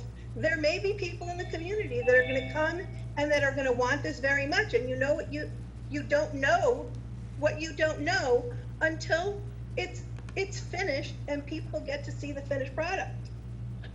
So it is just nuts to me, as Mrs. Fuchs said, an hour and 20 minutes of going around and around in circles. I don't know how many times Mr. Khan had to say to you, there's no strings attached, nothing's locked in stone, but you just kept going back to the same stuff. And the mayor refers to people who are complaining about this and that. If people are defecating in our town or people are urinating in our town, well, that's disgusting. And that's definitely an enforcement issue. And if people are putting ramps in our schools, that's an enforcement issue. And there's no way to know that any of those people are out of towners. Write tickets, as Councilman Ferretti said, write them tickets. They shouldn't be doing that. And it has nothing to do with a study to see what we can do with the beautiful resources that we have in this community to make our community safer for everyone. And every time people complain about what people are doing, it's always assumed they're out of towners. Why do we assume everybody that's doing a bad thing is an out of towner? I hate to say it, but we live in a community of 12,000 people. Some of our own residents are going to need to have tickets if they're doing something they're not supposed to do. And Mayor, I'm sure you don't mean it, but you interrupt Councilwoman O'Keefe all the time. You don't do it to anyone else. Oh, yes. When speaking, you interrupt her all the time. That's because someone else is speaking at the time. No, she'll be speaking and you'll be going, okay, to cut her short. Does she have a limitation on how long she gets to speak? Nobody limited Deputy Mayor Spear. So again, she's one of my elected officials. I would really appreciate that she gets treated with a little more respect. And again, when somebody says they can find $50,000 for us for free, no strings, can we please take the damn money? Thank you. Thank you. Mr. Heck, anyone else? Yes, I have Ms. Shu. Jennifer? Hi. Jennifer Shu, 205 Lakeview Avenue. I'm going to be speaking on behalf of the Green Team, which is kind of a change in topic, but just reporting on the results of how our grant money is being spent with no strings attached. So a little grants can be useful and no strings attached. So I would like to report several things. First of all, one-of-a-kind bookmarks have been made available for children at the library by the Green Team, designed by Michaela Schwab and supported by a grant from Sustainable Jersey. These bookmarks celebrate the importance of caring for the environment. So I hope our residents will take advantage of this and get a bookmark for their child. The Green Team gave a presentation on backyard composting on July 30th. The video is now available through the library. People who are interested in the video can go to the library homepage and press the YouTube icon in the upper right-hand corner of the homepage, and they'll find the presentation located there. The presentation is also available on Channel 77 for people who subscribe to Cablevision. The schedule for Channel 77 is posted on the Borough website. The Green Team, in conjunction with our composting campaign, the Green Team is sponsoring a composting giveaway, which is supported by the grant from Sustainable Jersey. The giveaway will take place at our October 1st virtual meeting of the Green Team. And if anyone in town would like to throw their name in the hat and possibly be a recipient, they should send their contact information to the Green Team at ringwoodnj.net, and they should put composting giveaway in the subject line. So thank you so much, and I would just personally, as a personal resident, I would like to express my support for conducting a feasibility study. Personally, I have received $500,000 in grants during my work life. And so I do know that you can do feasibility studies. It doesn't commit you to doing anything. And also you are free to put in the report what you want to report as the end product of your study. So I've had experience with grants. This grant would not commit the town. It's a feasibility study that enabled us to know more about the pathways that are available to residents of Ringwood. Thank you. Thank you. Ms. Deb, anyone else? I'm sorry. Yes. I can't hear you. Yes. You're muted. I'm sorry. Yes, Mr. Martin. Hi, thank you. Jim Martin, Marshall Road. I really appreciate these issues more and more because I feel like I watched everything that's good on Netflix already. But one thing I wanted to mention, while I can appreciate the concern for mapping trails in residential areas, the reality is most all of this information is already publicly available. By way of example, Councilman McCracken mentioned the trail behind Dairy Queen going up to Erskine Lake. Within a matter of seconds, I found it on Google Maps. It did not take very much effort or difficulty. In light of the fact that Google announced just last week that within the next 6 months, they will be either doubling or tripling the resolution of their terrain maps, the cow's kind of already out of the barn there. If somebody really wants to figure out how to get around Ringwood, they're gonna have very easy access to it through Google. Number two, Ringwood is extraordinarily well documented on hiking forums as well as hiking apps that are widely available. If someone coming from out of town wants to find the less used trailways, they already have the means to do that. Any published GIS map is really going to provide very little help to them in the end, because the information is already out there and being publicly consumed. And while I can also appreciate some of the bad behavior that is happening in our wilderness areas, that really, that comes more down to partnering with the park police as well as our own local police to try to mitigate those things. As someone else mentioned, enforcement is a key issue here. Very rarely have I ever seen anyone ticketed on the public roads of Ringwood by the police here. I'm sure they give tickets out and I just don't see it, but that's how you make statements. And also in those same forums and apps, you'll see people post, don't park on X street because they will ticket you. So that kind of minimizes one concern. On the other hand here, I had another question. Throughout these meetings, I very frequently hear both the mayor and the borough manager refer to their contacts with residents. Written communications that are going to the mayor, is that public record? Sure. I've never had anyone answer that. Scott just nodded yes, is that correct?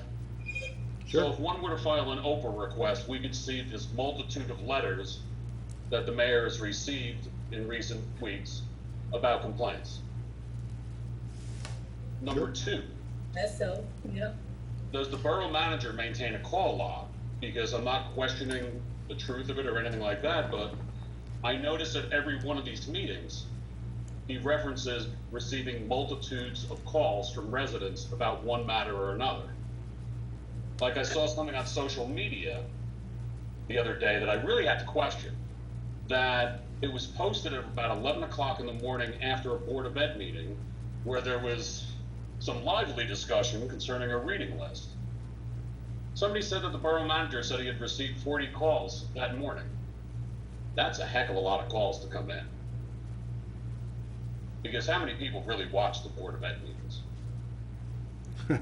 Did you in fact receive 40 calls that morning, Scott? I don't know who said that to you, but between calls and text, I did receive many calls, and I called the superintendent. Okay. Do you maintain a call log of those calls? Sometimes I do, sometimes I don't. Sometimes the calls come to the clerk's office, they get routed. Sometimes they come in through the police department. So listen, you guys have opened everything that I have in my life, so send in an Oprah and I'll give you whatever I have. Excuse me, I have never opened a single thing about you, sir. So yes, I did receive a lot of calls. Okay. But it has not my concern, so I called the superintendent. No, recognize that. And I wasn't calling your integrity in. Quite honestly, it's social media, so let's take that for what it's worth. However, the multitude of letters, that I am curious about because so few people write letters anymore. But just asking a question is a matter of point. That's all. Thank you for your time, folks, and the entertainment. Good night. Anything else? Yes, there's two more. I think Ms. Kennedy wants to speak. I'm not sure whether, I thought I put her hand down, but let me ask. Yeah, hi. I do. I'm just curious because Mrs. Fuchs, who spoke before me, keeps getting messages where she's been removed from the meeting by the host. And I'm wondering why you would remove someone from the meeting.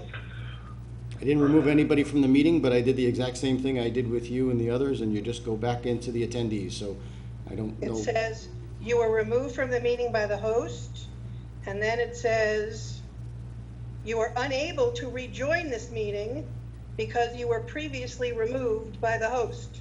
Well, I certainly didn't remove anybody intentionally. I did the same thing I did with you, so I apologize. So she's been unable to stay in the meeting because she was booted out. Well, I'm not sure how to rectify that, but Well, I'm just reading you what the message that she gets says, so you know that this is happening. okay, well, I don't think that has happened to anybody else, so I apologize to Mrs. Fuchs, and She can't hear you because she's not in the meeting. Well, you could probably send her a message, because obviously she sent it to you, so. She did, okay. Thank you. Okay, we have one more, Mr. Evers back. Hello? Yes, Yeah, Rich Evers back, 120 Upper Lakeview Ave. Can you hear me, or? Yes. yes. Okay. Yeah, so I just wanted to really express my gratitude to you guys for doing what you do up there and taking care of the town. I personally haven't seen too many issues, aside from some of the things that have been discussed tonight. But overall, I've got to say, I've been a resident for over 25 years, and I think you guys are doing a great job. Scott, I think is doing a fantastic job keeping it together during this storm here. But with this discussion tonight,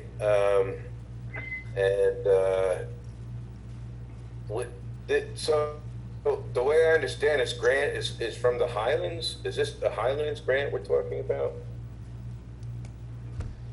Yes. Yes. So, what?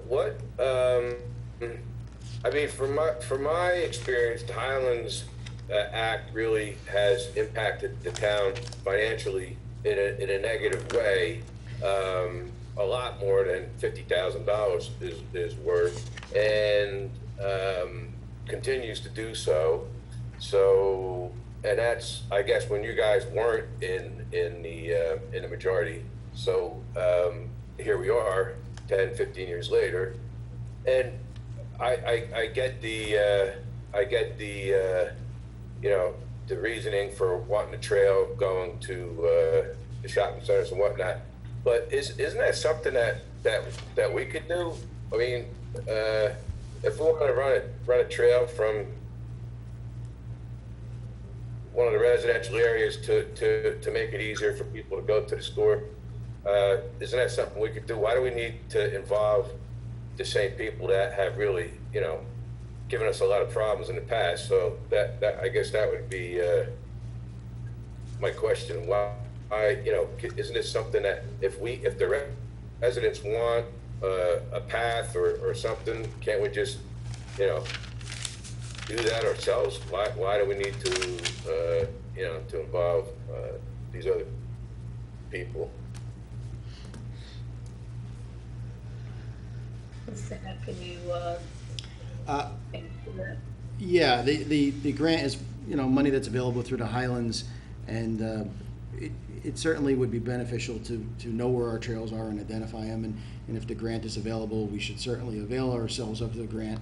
And, obviously there was a lively discussion before about some of the concerns, and there's some different philosophies on what information we should make public. But relative to the grant, if we can leverage a grant that would benefit us and everybody's happy with it, well, yeah, you would move forward. Yeah. So, and then the other point, sorry, I forgot to mention, is this. We've been hearing about the ecotourism is going to bring somehow magically bring revenue to the town, but really, it seems to me to be a flawed concept. That just the term alone is becoming a little difficult to comprehend. I mean, what exactly, if we envisioned going back, say, during campaign days, ecotourism, we want to bring ecotourism to the town.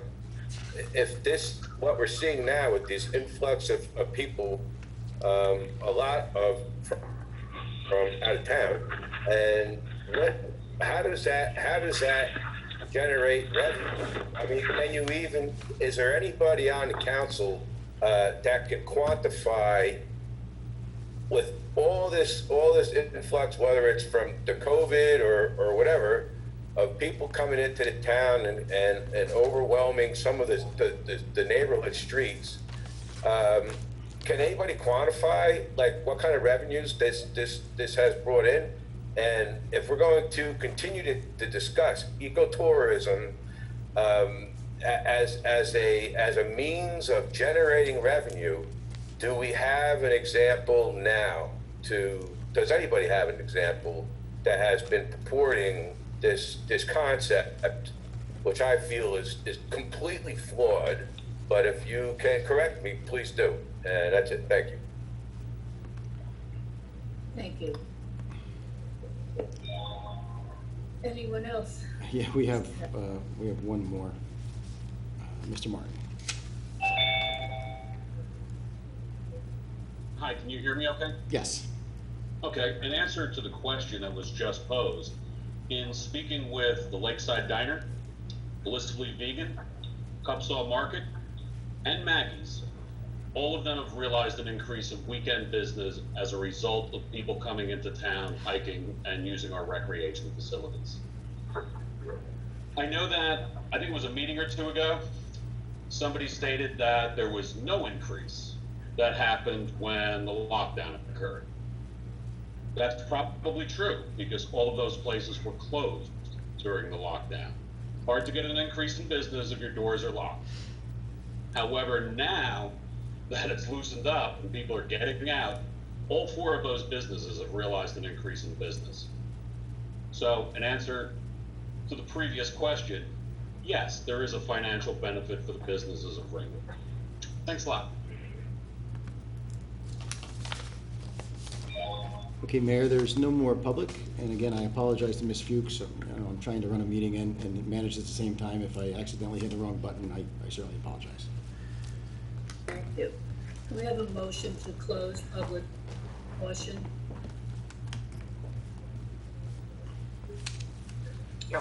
Brian, I'll move it. Councilwoman Landis, I'll second that. Roll call, please. Mayor Schaefer? Yes. Deputy Mayor Spear? Yes. Council members Bolton? Yes. Peretti? Yes. Matty Landis? Yes. McCracken? Yes. O'Keefe? Yes. Okay, next is, we have no old business, Mr. Head? Do we do minutes? Yeah, we did. Okay. We have no old business, Mayor. Okay, new business.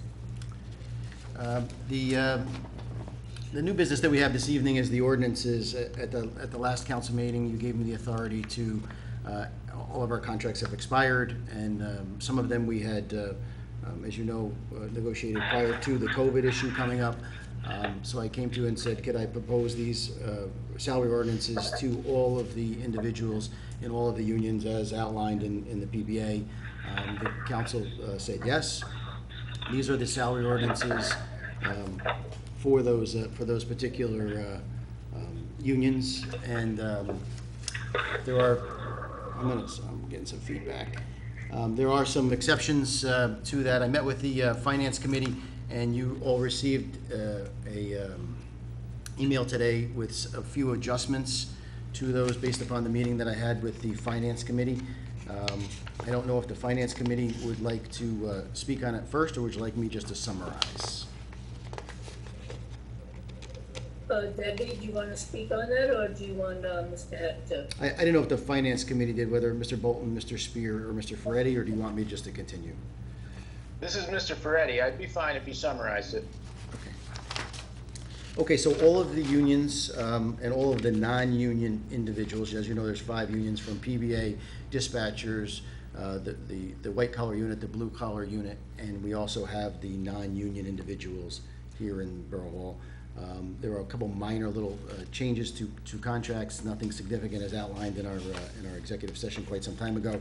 But this is all, what this represents is a 2% increases with the following exceptions as outlined in your email today. One, the municipal engineer in the first year has an increase, an additional increase of $5,000, and a secondary increase of $5,000 in his pay. That's over and above the 2%. The only other changes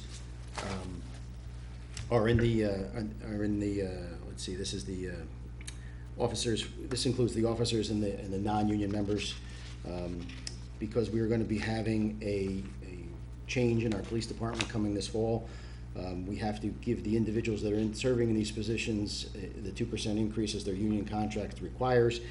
We don't know whether there's going to be who's going to take those spots. Civil Service is going to be providing us a list not too long. So what I did is I took the existing salary for captain, lieutenant, and chief, and I made a $5,000 up and a $5,000 lower. The dollar amount is in the middle. The existing dollar amount is in the middle. So I left a range in there so that there's latitude depending upon who actually gets those, who's going to be on that list, and I don't know what their current salary is. So we needed some flexibility in that, but the individuals, I would have held it off, except the individuals that are in those positions do deserve a raise as according to their contract as well. The other individual is Ms. Buchanan, who is actually on this call. She took the job quite some time ago at a significantly reduced salary, and we had talked about in the first year or two raising her up. We did not ever do that. She didn't bring it to our attention until this year.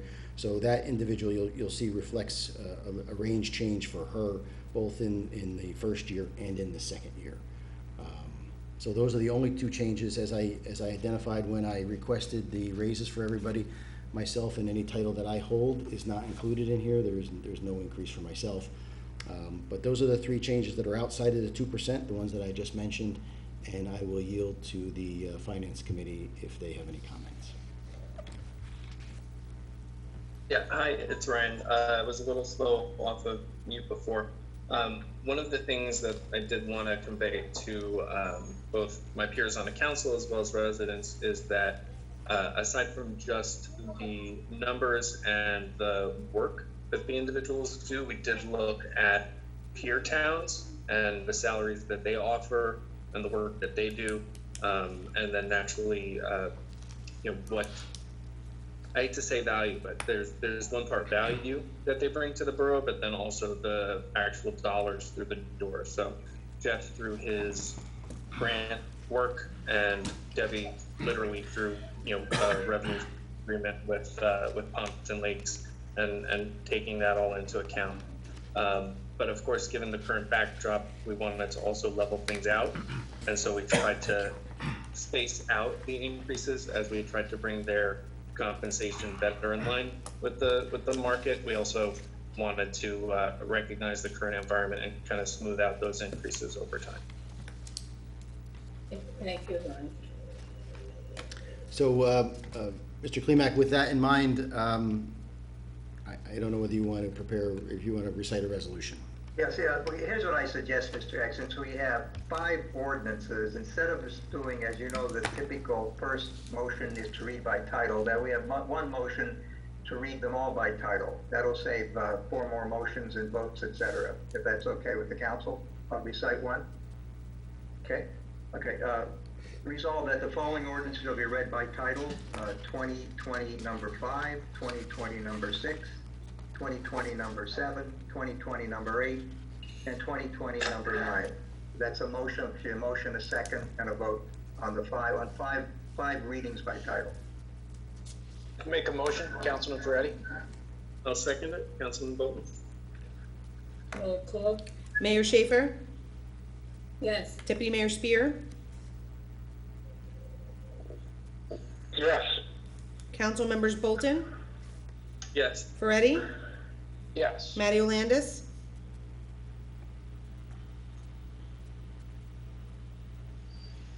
Yes, sorry, I was muted. Yes. McCracken? Yes. O'Keefe? Yes. Okay, I'll read the title of the first one, 2020-05. I'll read each of the titles and there'll be a motion to introduce. You could have discussion and then a vote. Okay, an ordinance amending ordinance number 2019-11, fixing the salaries and compensation of police officers with PBA Local 247 of the Borough of Ringwood in the County of Passaic State of New Jersey, subject to complete execution of collective bargaining agreement 2021.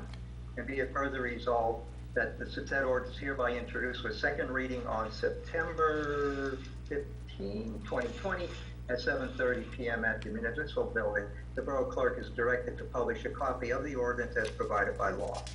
There could be a motion, second, any discussion? I'll make that motion. I'll second. Any discussion? Roll call. Mayor Schaefer? Yes. Deputy Mayor Spear? Yes. Council members Bolton? Yes. Moretti? Yes. Matty Landis? Yes. McCracken? Yes. O'Keefe? Yes. With regard to ordinance 2020-06, resolve that ordinance 2026 is hereby introduced and read as follows. An ordinance amending ordinance number 2018-09, fixing the salaries of the employees of the Borough of Ringwood County, Passaic State of New Jersey, as negotiated with the United Public Service Union, white collar, and be it further resolved that second reading and public hearing shall be scheduled for September 15 at 7:30 PM at the municipal building, and the municipal clerk is directed to publish a copy of the ordinance as provided by law. Motion second, any discussion? McCracken, I'll make the motion. I will second. Who's the second? Bear. The second. It's Councilman Ferretti, I'll John second. Spear, I'll second. Any discussion? I did have a question, Mayor's, Yes. regarding the recycling coordinator. I was wondering why there was such a large salary range, starting at 27,000 and going up to 71,000. That seems like quite the range. What is the reason for that? Debbie, do you have that?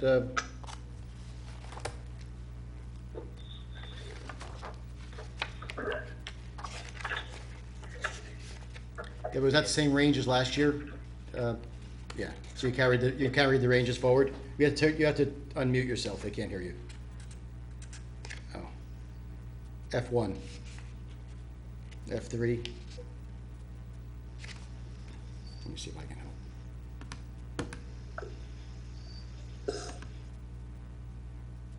There you go. Okay. It used to be a part-time position, so it's been in the same, the range, the same exact range. The last person was full-time, so we kept it the same. The last person was full-time? Yes, went from part-time to full-time. And what year was that, Deb? That was the end of 2019.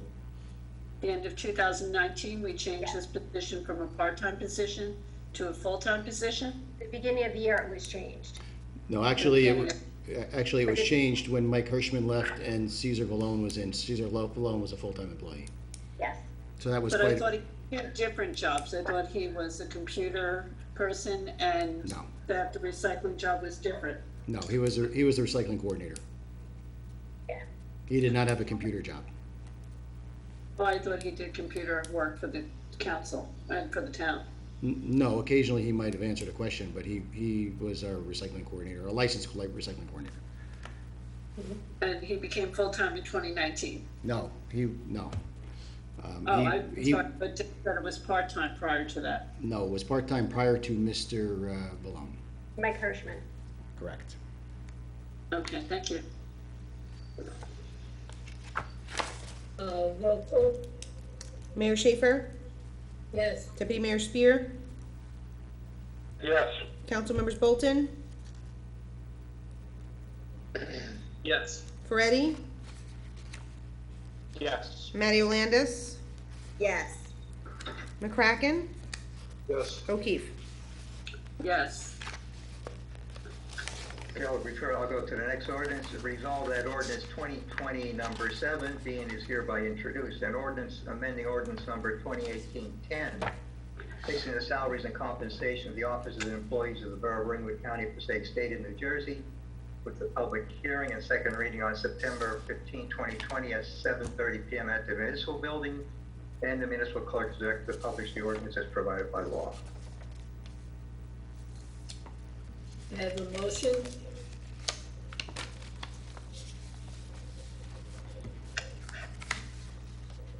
Right, Brian, I'll move it.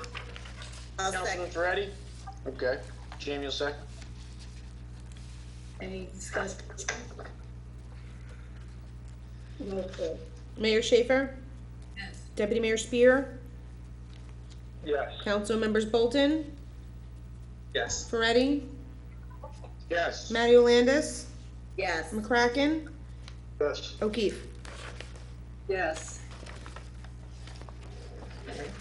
Moving to the next one, 2020-18, resolve that ordinance 2020 number 8 is hereby introduced. An ordinance amending ordinance number 2018-11, fixing the salaries of the employees of the Borough of Ringwood, County, Passaic State of New Jersey, as negotiated with Ringwood Police Dispatchers Association, with second reading and public hearing on September 15, 7:30 at the municipal building, and the borough clerk is directed to publish a copy of the ordinance as provided by law.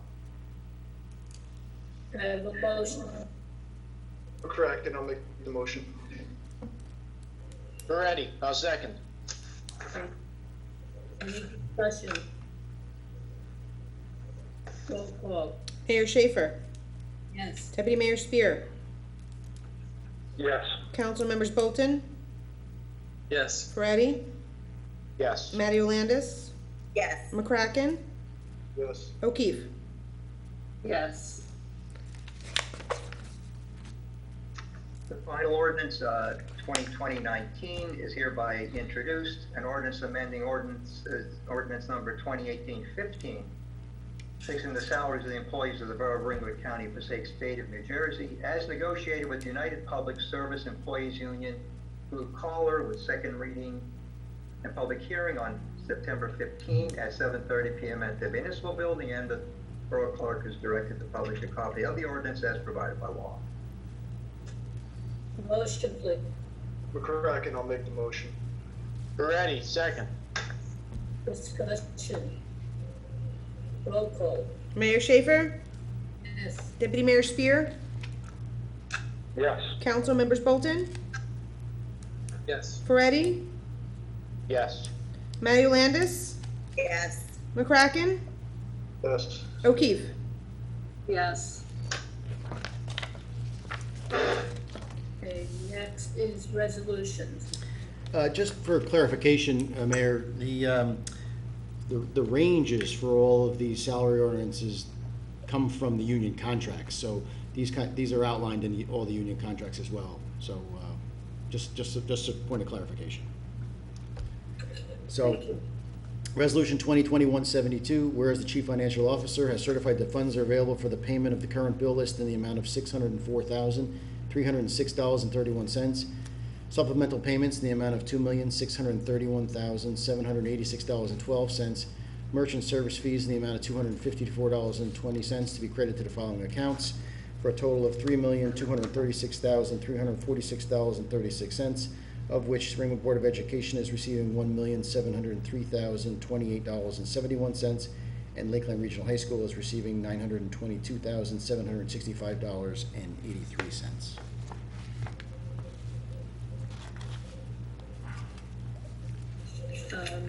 Does anyone have any discussion? Can I have a motion? Ms. Ryan, I'll move it. Can I have a second? Correct, I'll second that. Roll call. Mayor Schaefer? Yes. Deputy Mayor Spear? Yes. Council members Bolton? Yes. Ferretti? Yes. Matty Landis? Yes. McCracken? Yes. O'Keefe? Yes. Resolution 2020-173 is Form 1B. This is for the Aware Dare, the Municipal Alliance Association. And I will read that whereas the Borough Council has applied for funding for the Governor's Council on Alcoholism and Drug Abuse through the County of Passaic, now therefore be resolved that by the Borough of Ringwood, County of Passaic, State of New Jersey, hereby recognizes the following. The Borough Council does hereby authorize the submission of a strategic plan for Aware ASAP Municipal Alliance grant for the period October 1st, 2020 to June 30th, 2021, fiscal year 2021, in the amount of DEDR, $12,414.72, cash match, $3,103.68, in-kind contribution, $9,311.04, The Borough Council acknowledges the terms and conditions for the administration of the Municipal Alliance Grant, including the administrative compliance and the audit requirements. I have a motion. McCracken, I'll make the motion. Brian, I'll second it. Any discussion? Mr. Eck, I have a question. Is that less this year than last year, and does that have to do with the COVID?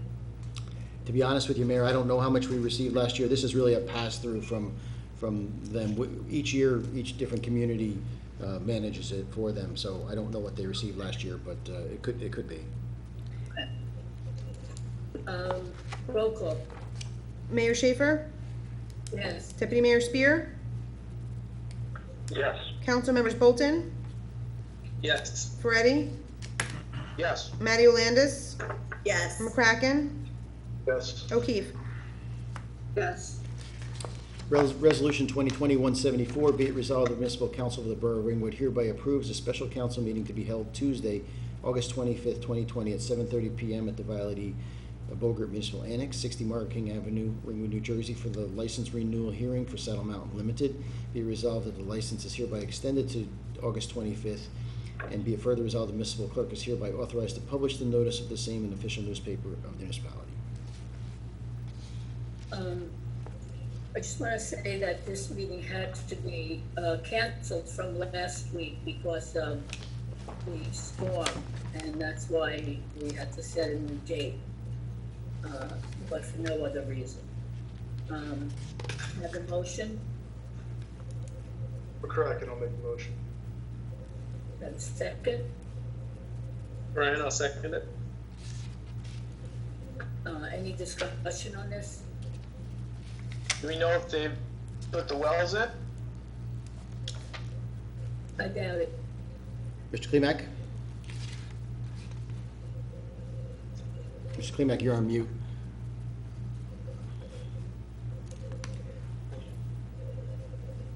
You have to unmute yourself. I'm sure that Mr. Klimek is going to say, let's wait for the hearing to discuss that. But I would be surprised if they did. Me too. All right. Can I have a roll call, please? Mayor Schaefer? Yes. Deputy Mayor Spear? Yes. Council members Bolton? Yes. Ferretti? Yes. Matty Landis? Yes. McCracken? Yes. O'Keefe? Yes. I'm sorry, folks, I lost the meeting for a second. Oh, Welcome back. I spoke for you, Mr. Klimek. They asked if the wells got put in. I said, I'm sure you would say that that should be held for the hearing, but I doubted very seriously that they did. I doubt that they've been put in. So, Mayor, that brings us to the consent agenda. Yes. We don't have to read the title. Okay, Resolution 2020-175, whereas the Mayor and Council of the Borough of Ringwood has reviewed the consent agenda consisting of various proposed resolutions, and whereas the Mayor and Council of the Borough of Ringwood is not desirous of removing any resolutions from individual action from that agenda, now therefore be it resolved the following resolutions on the consent agenda are hereby approved. 2020-175 is the approval of the consent agenda. 176 is the approval of payroll and payroll transfers for July 2020. 177 is refund overpayment 2020 property taxes, blocks 929, lot 4.02 for $3,749. 178 is refund of overpayment of property taxes, block 304, lot 12, $2,924.40. Okay, have a motion? It's Councilman Ferretti, I'll move it. McCracken, I'll second. Thank you. Roll call? Mayor Schaefer? Yes. Deputy Mayor Spear?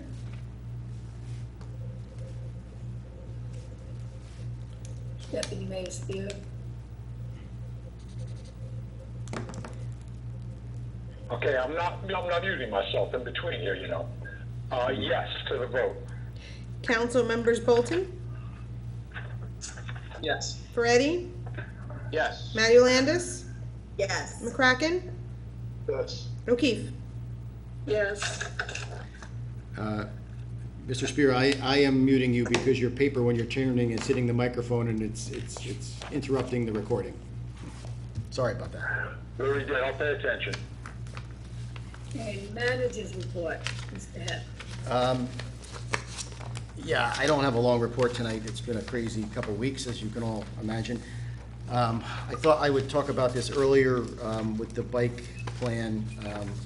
While it's not related necessarily to what the Economic Development Commission was doing, you asked me to review some of these options and tell us a little bit about the bike plan. And the one thing that the Economic Development did is stimulate a lot of the questions to Borough Hall about the bike plan as people read it. So Mayor, here we go.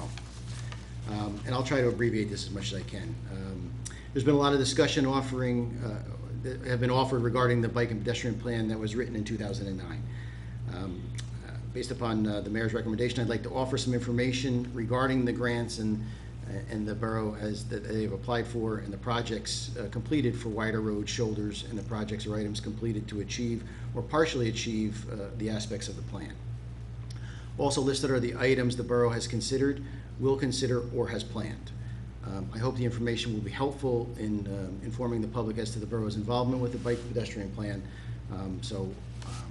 As you know, it's on our website. It's been on our website, and it's a rather lengthy document. While there are good aspects to the plan, there are some things that maybe not as so good. So here are some items that are recommended in the plan that are not consistent with the existing character, topography, or conditions of Ringwood. So these are the items that are in the plan that we do not think are fit Ringwood's character. 1, reconfigure Cupsaw Drive, Lakeview Avenue to have a counterclockwise one-way for all vehicles. Restrict on-street parking on Cupsaw Drive and Lakeview Avenue. Installing speed bumps with sign, colorized pavement, and more innovative signs on Cupsaw Drive and Lakeview Avenue. Install another traffic light on Skyline Drive. Install more signs, bicycle route guides, and way to find signs to be installed along Bear Mountain, Carltondale Road, Conklin Town Road, Cupsaw Avenue, Fountain Drive, James Drive, High Mountain Road, Mohawk Trail, Erskine Road, Fieldstone Drive, Alta Vista Drive, Hilltop, Old Forge Road, Seneca Drive, Serpentine Road, Skylands Road, Skyline Lakes Drive, Smoky Ridge Road, Upper Lakeview Avenue, Valley Road, James Drive Fire Road, Northgate Park Fire Road, and additional locations throughout Ringwood. Those are the signs that want to be installed according to the plan. Install more signs in Greenwood Lake Turnpike, Skyline Drive, Sloatsburg Road, Conklin Town Road, Westbrook Road, McGee Road, and Stonetown Road.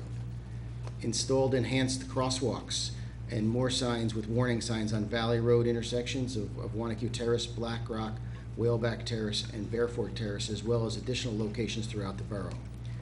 Install high visibility walkways for crosswalks with flashing beacons. Construct sidewalks on various roads throughout Ringwood where the adjacent property owners would be responsible to clear the snow and maintain and replace the sidewalk when it's required. Provide pedestrian lighting along sidewalks and construct the restroom facility at Kinesi Drive Park and Ride. Now, projects that has been completed to allow for wider roads and shoulders, and I'm not going to read you all of them, but in 2018 through 21, we did Erskine Road and Lakeview Avenue. We widened the road, and we did that with a DOT grant. Cupsaw Drive, we widened the road where possible, and we striped a narrower traveled way to allow for bikes and also pedestrians. Mohawk Trail, we also widened where possible and striped the lanes narrower. All of these were done with grants. Canterbury Road, we widened the road where possible. We striped the narrow lanes as well. Cupsaw Avenue, we did the same thing. And James Drive Fire Lane, we paved this year. Projects are items that have completed to achieve or partially achieve the following aspects of the plan. Making the lakes communities more bicycle and pedestrian friendly without building sidewalks. Connecting the lakes, and it references items 1 and 2 in the plan and 3 and 4 in the plan. Paved easements between James Drive, Fieldstone, and Bellot Fire Road Lane already has been paved. Traffic calming, we've striped narrower lanes, we've installed mild speed bumps on Skyline Lakes Drive, we've painted 25-mile-an-hour markings around the lake. Under the crossings, Passaic County installed the traffic light on Skyline Drive. Though popular, not popular with all Ringwood residents, the traffic does allow for a controlled access to Skyline Drive. Ringwood has been in communication with the county and applied for grants to install a bicycle bridge along Skyline Drive near that the waterway that goes underneath the road there. And this will provide access to the traffic light across Skyline Drive, which could then pave the way to Brookside Pump House Access Road, and Passaic County can tie the northern end of their trail system into the commercial district. So that is already underway. New facilities, Ringwood applied for DOT grants in 2009, 11, 12, 13 for all of these Skyline Drive sidewalk plans, the shared use plan / sidewalk plans of Skyline Drive. So they applied for these grants in 2009, 11, 12, and 13 after DOT asked us to create this plan so that we can get grants, and the DOT did not award Ringwood any of these grants in those years. So this did not stay on the shelf as was suggested. We have improved the site distance in the community by keeping greenery trimmed back in the right-of-ways. In 2019, we also assembled a tree crew to do some of these things. You'll notice a lot of the areas we've elevated, and we've cut back some of the trees and so forth that was needed. The abandoned railed corridor within the reservoir property could be converted to a rail trail. Passaic County has developed a plan from Wanacue through Ringwood. And items that Ringwood has considered or will consider from a bicycle pedestrian plan dated 2009 is paving the Brookside Pump House Access Road, the North Gate Easement Path, the Carltondale Road, widen the pavement and the strides in the stripe in the driving lanes. Skyline Lakes Drive, widen the pavement where possible. Same thing with Cupso Drive and Lakeview Avenue. We've looked at the Duffy Road easement to access the state property, possible path from Kent Road to Morris Road. Stonetown Road, we widened the pavement and narrowed the stripe lanes as well. So that's pretty much an assessment. There are a lot of good things in the plan, and there are a lot of things that are not so good, and there are a lot of expensive items. So I think if you focus, and I'll put this on the website so people can look at it, but if you focus on the things that are not in character with Ringwood, those are some of the concerns that I had with a blanket. Let's move forward with the plan, because it's very costly, and there are a lot of things in here that I think would require council's input rather than just moving forward. So when people called me about some of the letters that they got from the EDC, I explained to them the good and the bad, and that we do think that there's some enhanced benefits that are coming from the rail trail and whatnot, but we need to be mindful that this needs to be updated. And we also need to be mindful that while it keeps being reported that it sat on the shelf, it didn't. The DOT asked us to do this. We applied for 4 years worth of grants, I believe, and none of the grants were approved. So that's the bike pail, and I thought that would be helpful in the conversation, because these things are not on the table, and I don't think they're going to be on the table as you guys are revisiting the bike plan. Sorry, my voice is going. The chief did give me a letter to talk about some of the issues that we're having, and some of the issues are very real issues, and I'm sure you've all heard it. The intrusion into some of the neighborhoods and in recent times is significant, and the calls are constant, and so Chief Walker wanted to bring to my attention several issues that they've been having regarding the state park, Monksville Reservoir, and along with the reservoir. This year we've had 7 lost hikers recently that we had to go and find. We had 3 injured hikers. The most recent one was on August 5th with a broken ankle. We also had a dog which officers had to respond to evacuate out of the woods because it got injured. And we've had parking complaints on Snake Den Road, Dale Road, Sloatsburg Road, Skylands Manor, Skylands Road, Stetson Road, Westbrook, and the list goes on. So the folks traveling into our communities is a real thing, and it's something that we should address. We've had all kinds of incidents. We have a lot of parties in the state park that required ambulance service. We had a lost child we had to find in the Ringwood Manor area. And we've had incidents of individuals, of youths jumping off the Monksville Dam and into the reservoir from the Stonetown roadside. Fireworks at the boat launch, and yes, there's been some issues of people conducting themselves inappropriately when there might not be a porta-john available. There's a lot of that's going on. The reservoir's having serious problems with trespassers along their property, Westbrook Road, with trash and and so forth. We've been working with the state police and along with the reservoir police to try and secure some of these issues, and our department is the first responder to all those calls. So I think that these are real issues, and I don't know that they're going to go away anytime soon. So it is something that we need to keep in mind as we move forward. Not to suggest that we shouldn't move forward, but we have to be mindful of some of the effects on some of the weekends, the calls that come into here. And yes, I know someone says we don't really get these calls, but we do get the calls, and whether they come in through the police or they come in through report a problem or they come in direct, there's a lot of calls. And there's a video that I tried to play for you guys a couple of weeks ago or meetings ago where there were hundreds of cars where we had to back them out. We couldn't get through. So yes, it's a serious issue, but I'm hoping that that'll die down. In the meantime, the police are responding to it and dealing with it. But we have to just keep that in mind. So that's the bike plan. COVID-19, we have a total of 143 cases. 135 have recovered, 0 in the hospital, and unfortunately we have 6 deaths.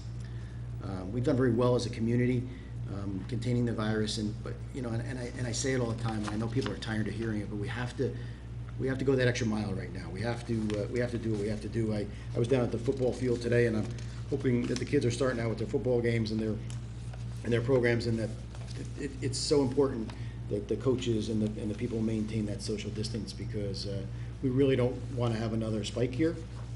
So it is important. Linda, you already talked about the meetings with the utilities, and I'm going to get those together. As everyone is painfully aware, we were hit with a major snowstorm on August 4th. We assisted with the power companies in clearing the roads and removing the trees.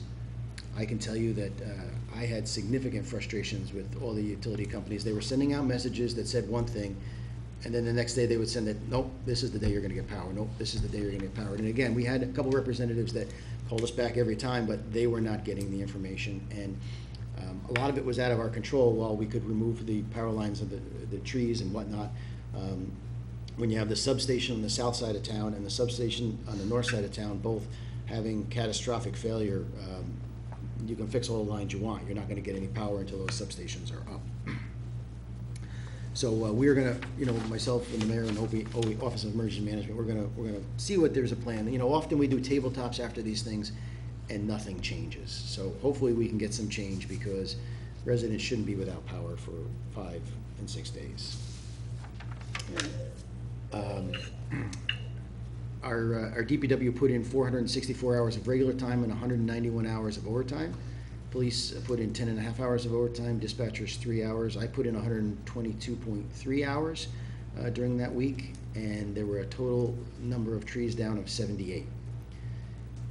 There were a lot of homes that were damaged. There were a lot of cars that were damaged and crushed.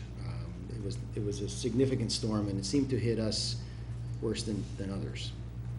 We deployed quite a few generators to run our radios, several small generators. We went to various residents that had breathing issues. We sent other generators to some of our smaller water control systems to make sure that our control systems were up and running for that period of time, because the batteries don't last that long. We had 2 broken windshields, of some front-end damage, and 1 accident on our own borough equipment. And now, as a result of all that, we have a mountain of brush that's going to be expensive to get rid of, but we'll figure out a way to do that as well. And so while I'm thinking about the storm, I want to take the opportunity to thank our police department and our emergency responders.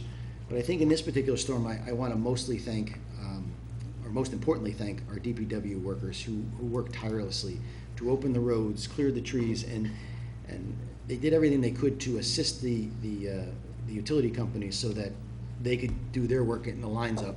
And often we had to use some innovative techniques to work around some of the problems that we had, but they did a great job, and I would certainly want to commend them on their efforts, their professionalism, and getting the job done. So, the CARES Act, I sent all the council members the guidelines, such as they are, and the instructions for the CARES Act. To date, we've received $34,137.33. We've submitted paperwork for significantly more than that and are awaiting approval. We also received another grant in the amount of $5,614.95 for COVID-related items for the health department. Mr. Conley had filed a grant with Homeland Security for PPE for our emergency services, and we just got notification that we received $9,491.20 on that application. One of the most significant things that I take from the storm, besides the folks being out of power and also cable and whatnot, that's significant, and that is something that has to be addressed. And Mayor, thank you for going to all those homes, and you're one of those people that just, what can I do to help? And I would say, here, answer this phone or make these calls, and I thank you for that. But the most significant thing that I took away from the storm was it highlighted the deficiencies in our radio system. Again, we have radio systems that operate for long-term battery backups. The New Jersey Transit tower that we're on, the generator went down. We didn't know why our radios went down, and it turns out that they had no power. So we need to really look at and beef up after we've seen the deficiencies in our radio systems. We're in the process of looking for communication grants to enhance that radio system for all of our emergency services. We need to upgrade those links to ensure the protection and the safety of our officers and our commuters and our first responders. So we're going to be talking about that a lot coming forward, but that was just eye-opening to me, because we've never had our radio system being affected, because we usually have, they're strategically placed throughout town, and we usually have either the south side or the north side working. This time we had nothing working, and we had generators that lasted for a while. Batteries that lasted for a while, but then we had to get generators to some of those remote locations. And again, the New Jersey Transit tower that we're on went down. So that's something that I'm going to be talking to the council about in the near future. An EPA update: the judge signed and entered into the OU2 consent decree on August 5th, 2020, and the EPA sent their authorization to proceed letter to the borough and Ford on August 7th. The next step will be the Ford's RFP process to select the remediation contractor. Also, the public comment period for the groundwater proposed remedial action plan closed after several extensions on August 4th. The EP advised that they expect to issue the groundwater record of decision by the end of September. We have started the Black Rock water main project, and that's going to be done in-house. We started that just before the storm. We stopped for the storm, and we're getting back to that now. I have a resolution, Nicole. I don't know that I gave this to you. We had one invoice that was that our fire official had kind of hanging since March 30th that I really would like to get paid for our Enforces system for our software upgrade. It's purchase order 2020-01144.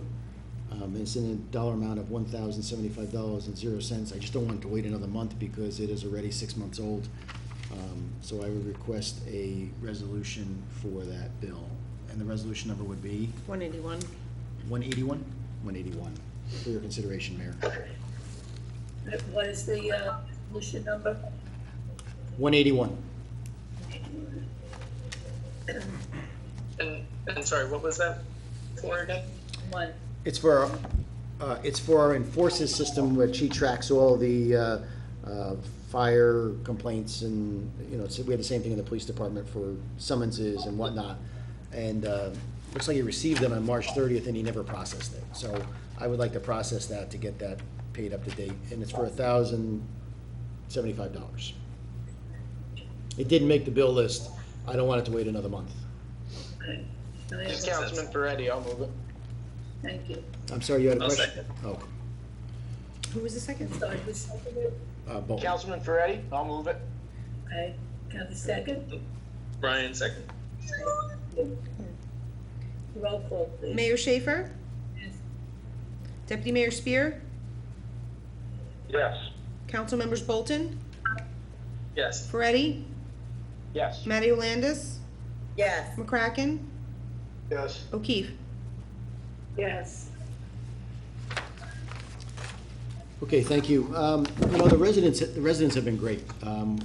They have adapted to making appointments. You don't have to slow him down, Mr. Bolton. He'd be a pleasure to have at our meeting all the time. Our residents have really adapted to the circumstances that we find ourselves in. They make appointments. Our staff has been great about meeting them, working with them, trying to get the stuff done. So that's terrific. Unfortunately, whether it's COVID or it's a hurricane, all of this takes away from our everyday work. And we're behind on a few things, and I'm not gonna tell you that we're not. And we're doing everything we can to get caught up every week, and we appreciate everybody's patience, but I wanted to make sure that the residents know that we know how much they're adapting to all of this, and it's appreciative on our end. Most of them are patient, not all, but, so I thank them for that.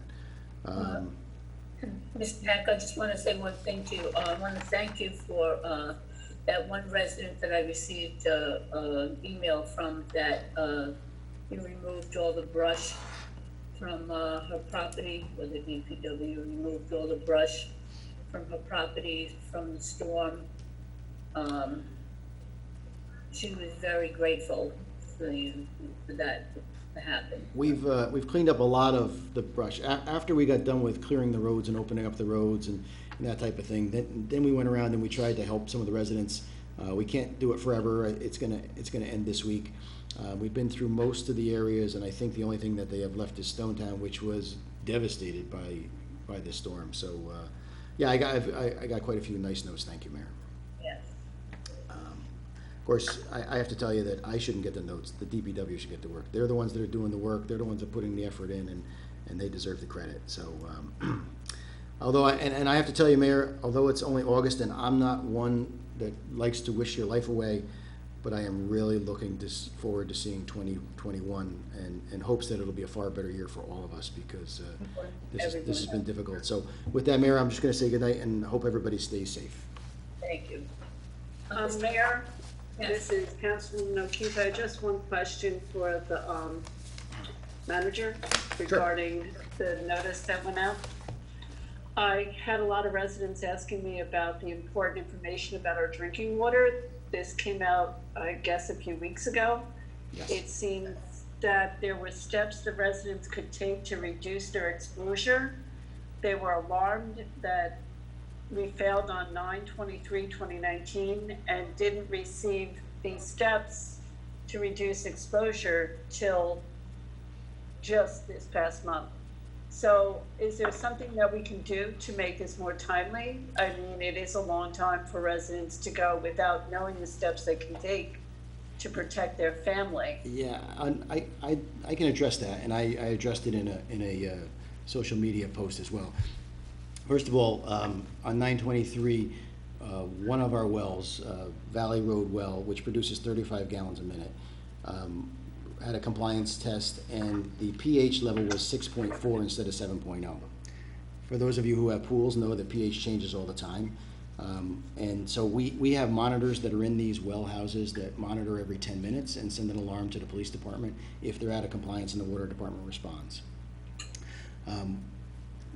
Those pH things were resolved and fixed, and DEP sent us a notice. I think, I don't have it in front of me, but I think, let's say they sent it to us in March. I objected and said, first of all, it's a pH problem. We have no lead and copper in our water. We just got done with our next round of lead and copper, and there is zero detection of lead and copper in the water. To make that kind of requirement notice to residents 6, 7, 8 months later is very irresponsible, and it's a pH problem. It's not a lead and copper problem, and I understand that they have lead and copper problems in other parts of the state, but the fact of the matter is pH is something that's regulated every day, and it's adjusted every day. They required that I send out the notice, so I sent out the notice. We received a lot of calls, and I'm going to finish. And so we took a lot of calls from residents. I've answered every residential call. And so the water operator, we sent it out. The water operator is actually who manages that program for us. We don't do it. They do all the compliance. And so, to put it all into perspective, as I have with the residents, that well, I believe, produced, and again, I'm talking without the facts in front of me, produced 44,000 gallons of water that particular day, because it's a low-producing well. Our system as a whole produced 999,000, a million gallons of water. I said to the DEP that this was irresponsible to send to the people because A, probably 60% of the people don't drink that water because it was at Valley Road by Ryerson School, and B, it gets mixed with all the other water, and it was rectified within an hour. So not even all of those, all that water went into the system. So for them to suggest that, that this is something that they put the lead and copper comments on is just completely irresponsible. Now, I'm gonna tell you that they called me today and said, well, we didn't like all of the words in the announcement that they gave us. They want me to repost. I'm objecting to that because I said, well, again, this is something that happened. It had no issue with this quality of water. It was a pH problem. And so we'll see where that goes. I'm gonna object to sending out yet another notice, and we'll go from there. Just one comment. I think it's not correct that we have no lead problems in our town. Maybe not in the water per se, but in homes that are connected, there are lead pipes that run from homes. And I think a lot of people aren't aware that we do have quite a few lead pipes going to resident home. Isn't that correct? That is not correct. Okay, so there are no lead pipes? We have no lead pipes in our water system. No, I'm saying from homes that are connected to our water system. So my home per se, are you saying that you know that I have no lead pipe going from my home to the street water connection? What I said was we have no lead and copper problem in our water system. Now, right. if you have, and I would be very surprised if you have lead lines in your house, and if you do, I would probably get that addressed. But right, but I think there's a lot of older homes that may have lead pipes going from the street to their house. There is a DEP compliance regulatory statement that tells you what age of house. They're not worried. They're worried about the age of the solder in your home, and so we do every year 60 homes based upon, or 70 homes based upon that sampling and that era home, which would surprise you that it's not older homes, it's newer homes. And in that era, you do a sampling every year, a couple times a year, where you take their first draw of water, so you get the most possible content for lead that could possibly be, and we send those out for analysis. We've done this for quite a few years, and we do not have any issues. There was one home that had lead issues in their home, and there was also lead in the solder at the church next door, and we as a community resolved that issue. But there is no drink. I want to be very clear. There is no lead and copper issues in our drinking water at all, and all of those tests came back clean. So those tests that you just spoke about that you do in residents' homes, is that something that a resident can request? No, if they have a problem or if they fit into the state DEP guidelines, they can go on the list. We're always looking for people, but it has to fit a certain era home and with certain specifics. And where would they find that information? They would just contact us and let us know. Like, as an example, there was a person in Upper Ringwood who had high lead that came to us through NYU. I put that person on the list, and we test them every time we do testing, because we want to make sure that people aren't drinking, whether. Absolutely. I mean, it's not coming from our water, but if the water is eroding their copper or their lead in their homes, we want to make sure that they're drinking safe water, which is why this council took the action that was appropriate and solved the problem at the church next door, not because of a Superfund issue, but because an internal building issue.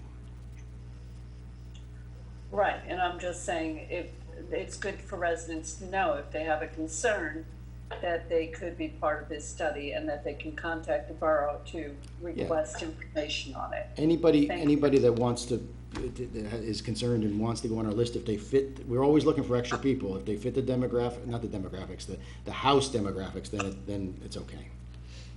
Are those house demographics available on our website? I don't think they're on the website, but they're certainly on the state website. They're certainly on the state water. They're the ones that approve the list. Okay, thank you. That's all I have tonight, Mayor. Mr. Klimak. No report, Madam Mayor. Okay, thank you. We have nothing for executive session. Correct, we have nothing for executive session? No, Madam Mayor. Mayor, members of the council, ready. Hold on, isn't We're gonna do public segment. Mayor, we have to do the second public portion. I'm sorry. And we have one person whose hand is raised. Okay. Mr. Rubacki? You have to unmute yourself. Sorry, that was an accident. Oh, you don't have any comment? I do not. Okay. Anyone else? Do we have anyone else? No, I'm sorry, nobody else, Mayor, I'm sorry, I'm tired. No, I agree. Can I have a motion to close public session? Kraken, I'll make the motion to close the public session.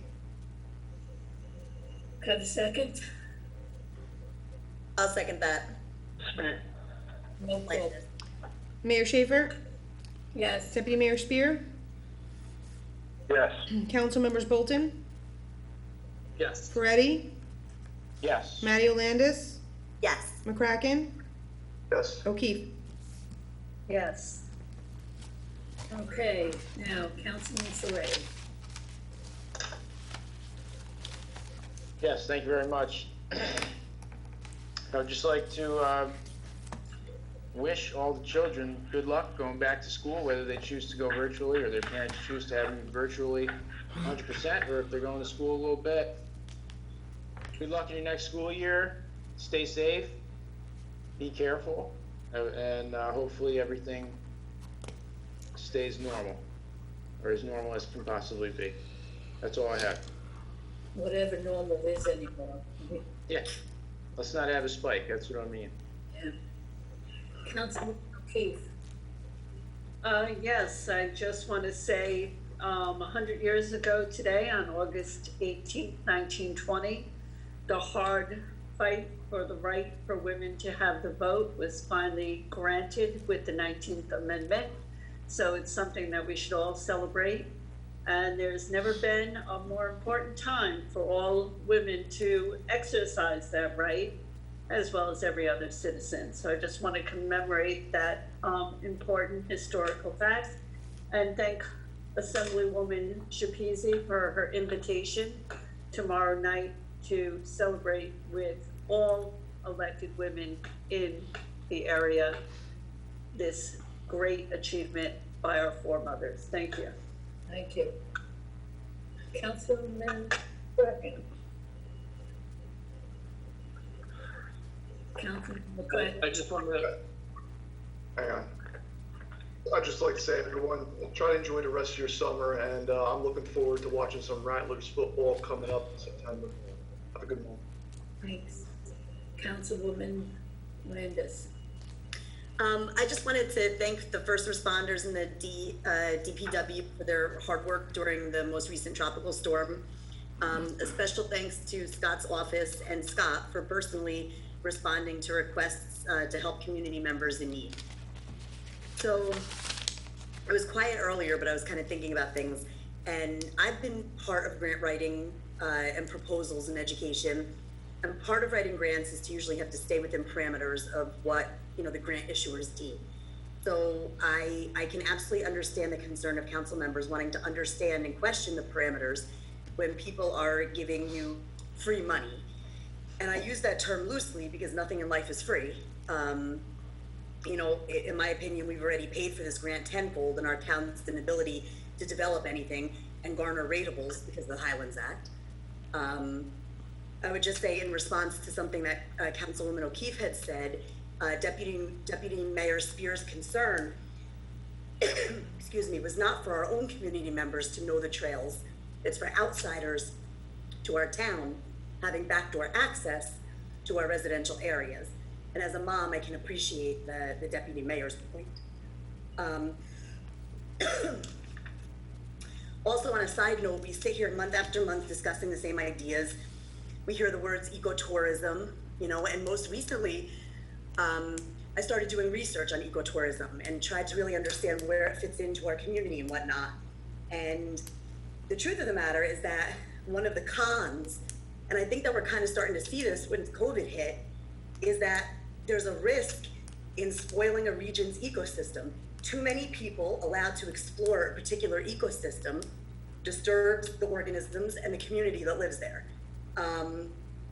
A pro to that would be conscientious, low-impact visitor behavior, which I think we've kind of actually seen one of the cons more recently once COVID hit. So, you know, that's just a thought. Also, we talk about, some people had brought up, you know, civility, and, you know, the definition of civility is formal politeness and courtesy and behavior or speech. And I just would remind people that that goes both ways. That goes for everyone. You know, we have to be civil in our conversations. We have to make sure that we're treating people with respect. You know, I for one am not a hiker or a biker, but at the end of the day, I respect that people live here in Ringwood because that's what they like to do. I can respect that. And I think that sometimes we just need more of that civility in our conversations with one another.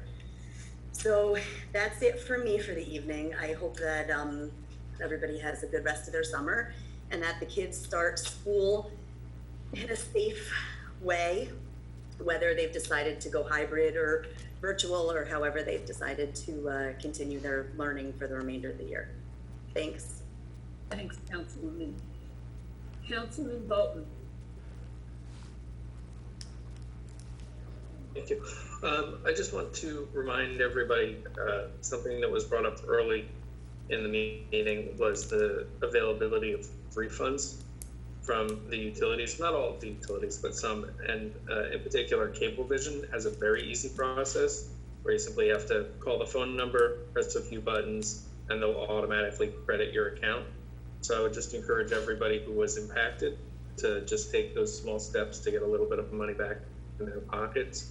And I know we've talked a lot about maintaining civility and being kind to one another in the community.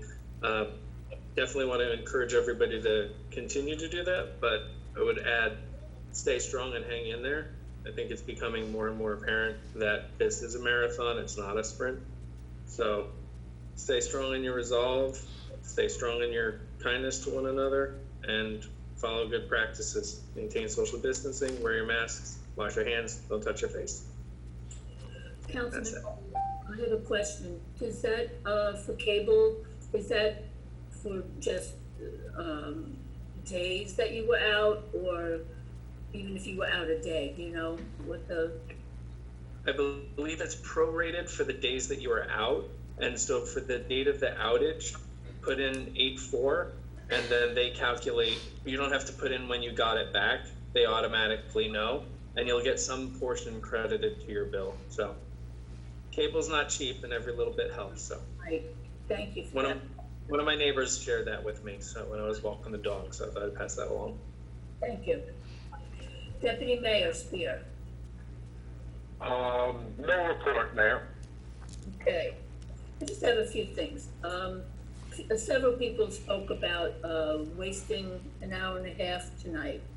I feel we're all allowed to have difference of opinions and concerns. I, for one, just wanted to make sure that it wouldn't cost us anything more than the $50,000 that they're going to give us in the grant, and that nothing is written in stone. My opinion, that we've been burned by the Highlands Commission before. My opinion. My opinion has nothing to do with politics. It has to do with what is the best interest of our residents. And that's what my opinion always is.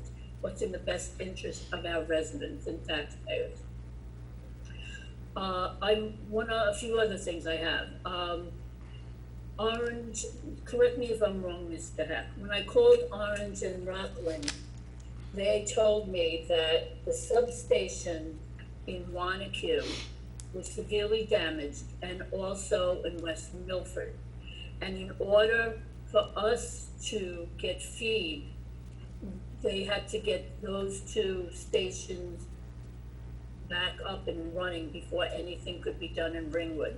Is that, Before we get power back, yes, we needed to get the transmission line from the West Milford substation up and running. Ringwood substation had a problem, and yes, JCP&L had a problem at the Wanacue substation, which is what took all of Wanacue and Ringwood out, and part of Pompton, I think.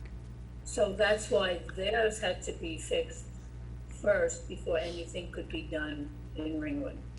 before we get power back, they did have crews here, but even though the crews could fix the lines, we still needed the feed to come from one of those substations first, yes. Right. One of the things I would like to do after making those calls to the list I had for seniors, as I said previously, that a lot of them, they had no service, so I couldn't get through on their phone numbers. So I went to their houses. But is there any way that, I think we asked this once before, but that if we could get cell numbers and they could go to either the police station or the borough, that they wouldn't just be given out to everyone, but we would have cell numbers and any medical concerns, those seniors, in case, this happens again. We do have a list of residents and seniors that have immediate medical needs if in fact the power goes out. And it would be good to have a list of some seniors who want to go on the list. They're not always willing to go on the list because they're afraid of where that's going to go. But if we had a list that was housed here, the police are busy, so that they don't have the time to do that. But if we have a list that was housed here where we could check on those folks like you did, that would be helpful. So we try to gather that information. We'll continue to talk to the seniors. It's not always forthcoming because obviously they're concerned. Right. I'm going to go to one of their next meeting. I have been going to some of their meetings. I'm going to go and see what I can find out and if they'd be willing to do that. Mayor, this is Councilwoman O'Keefe. I just had a question to clarify what you said about I think you said being burned by the Highlands Council. It's your opinion that we burned by the council, the Highlands Council? Highlands Commission, yes. The Highlands Commission, we've been burned by them? That wouldn't be opinion, that would be a matter of fact. Do you have any fact to base that opinion on? Yeah, I have my own opinions on that. We can't build in Ringwood where that was not the Highlands Council that put that into effect. That was the state of New Jersey that put that into effect. And that was also by the Congress and the Bush administration. So I don't know why you're saying you were burnt by the Highlands Council. This was an act that was passed by Congress. That's my opinion, and I'm entitled. Okay. That was an act by Congress, nothing to do with the Highlands Council, so we should be clear. The Highlands Council has given us money to help us with our lakes. They're offering us money to help with this feasibility study. There are a lot of things that the Highlands Council can offer this community, and I think often we find members of this council demonizing them instead of taking advantage of all that they have to offer. So let's stick to facts, stay away from opinions, because I think facts are what will guide us best in this day and age. Thank you. And as always, please stay safe, everyone, and make sure you social distance. And as Councilman Ferretti said, good luck with schools, and let's hope we can get the children that are coming back there safely. And have a good night. Can I have a motion to adjourn? Brian, I'll make that motion. I'll second that. Oh, please. Mayor Schaefer? Yes. Deputy Mayor Spear? Yes. Council members Bolton? Yes. Ferretti? Yes. Mario Landis? Yes. McCracken? Yes. O'Keefe? Yes. Good night, everyone. Good night. Good night. Stay safe. You too.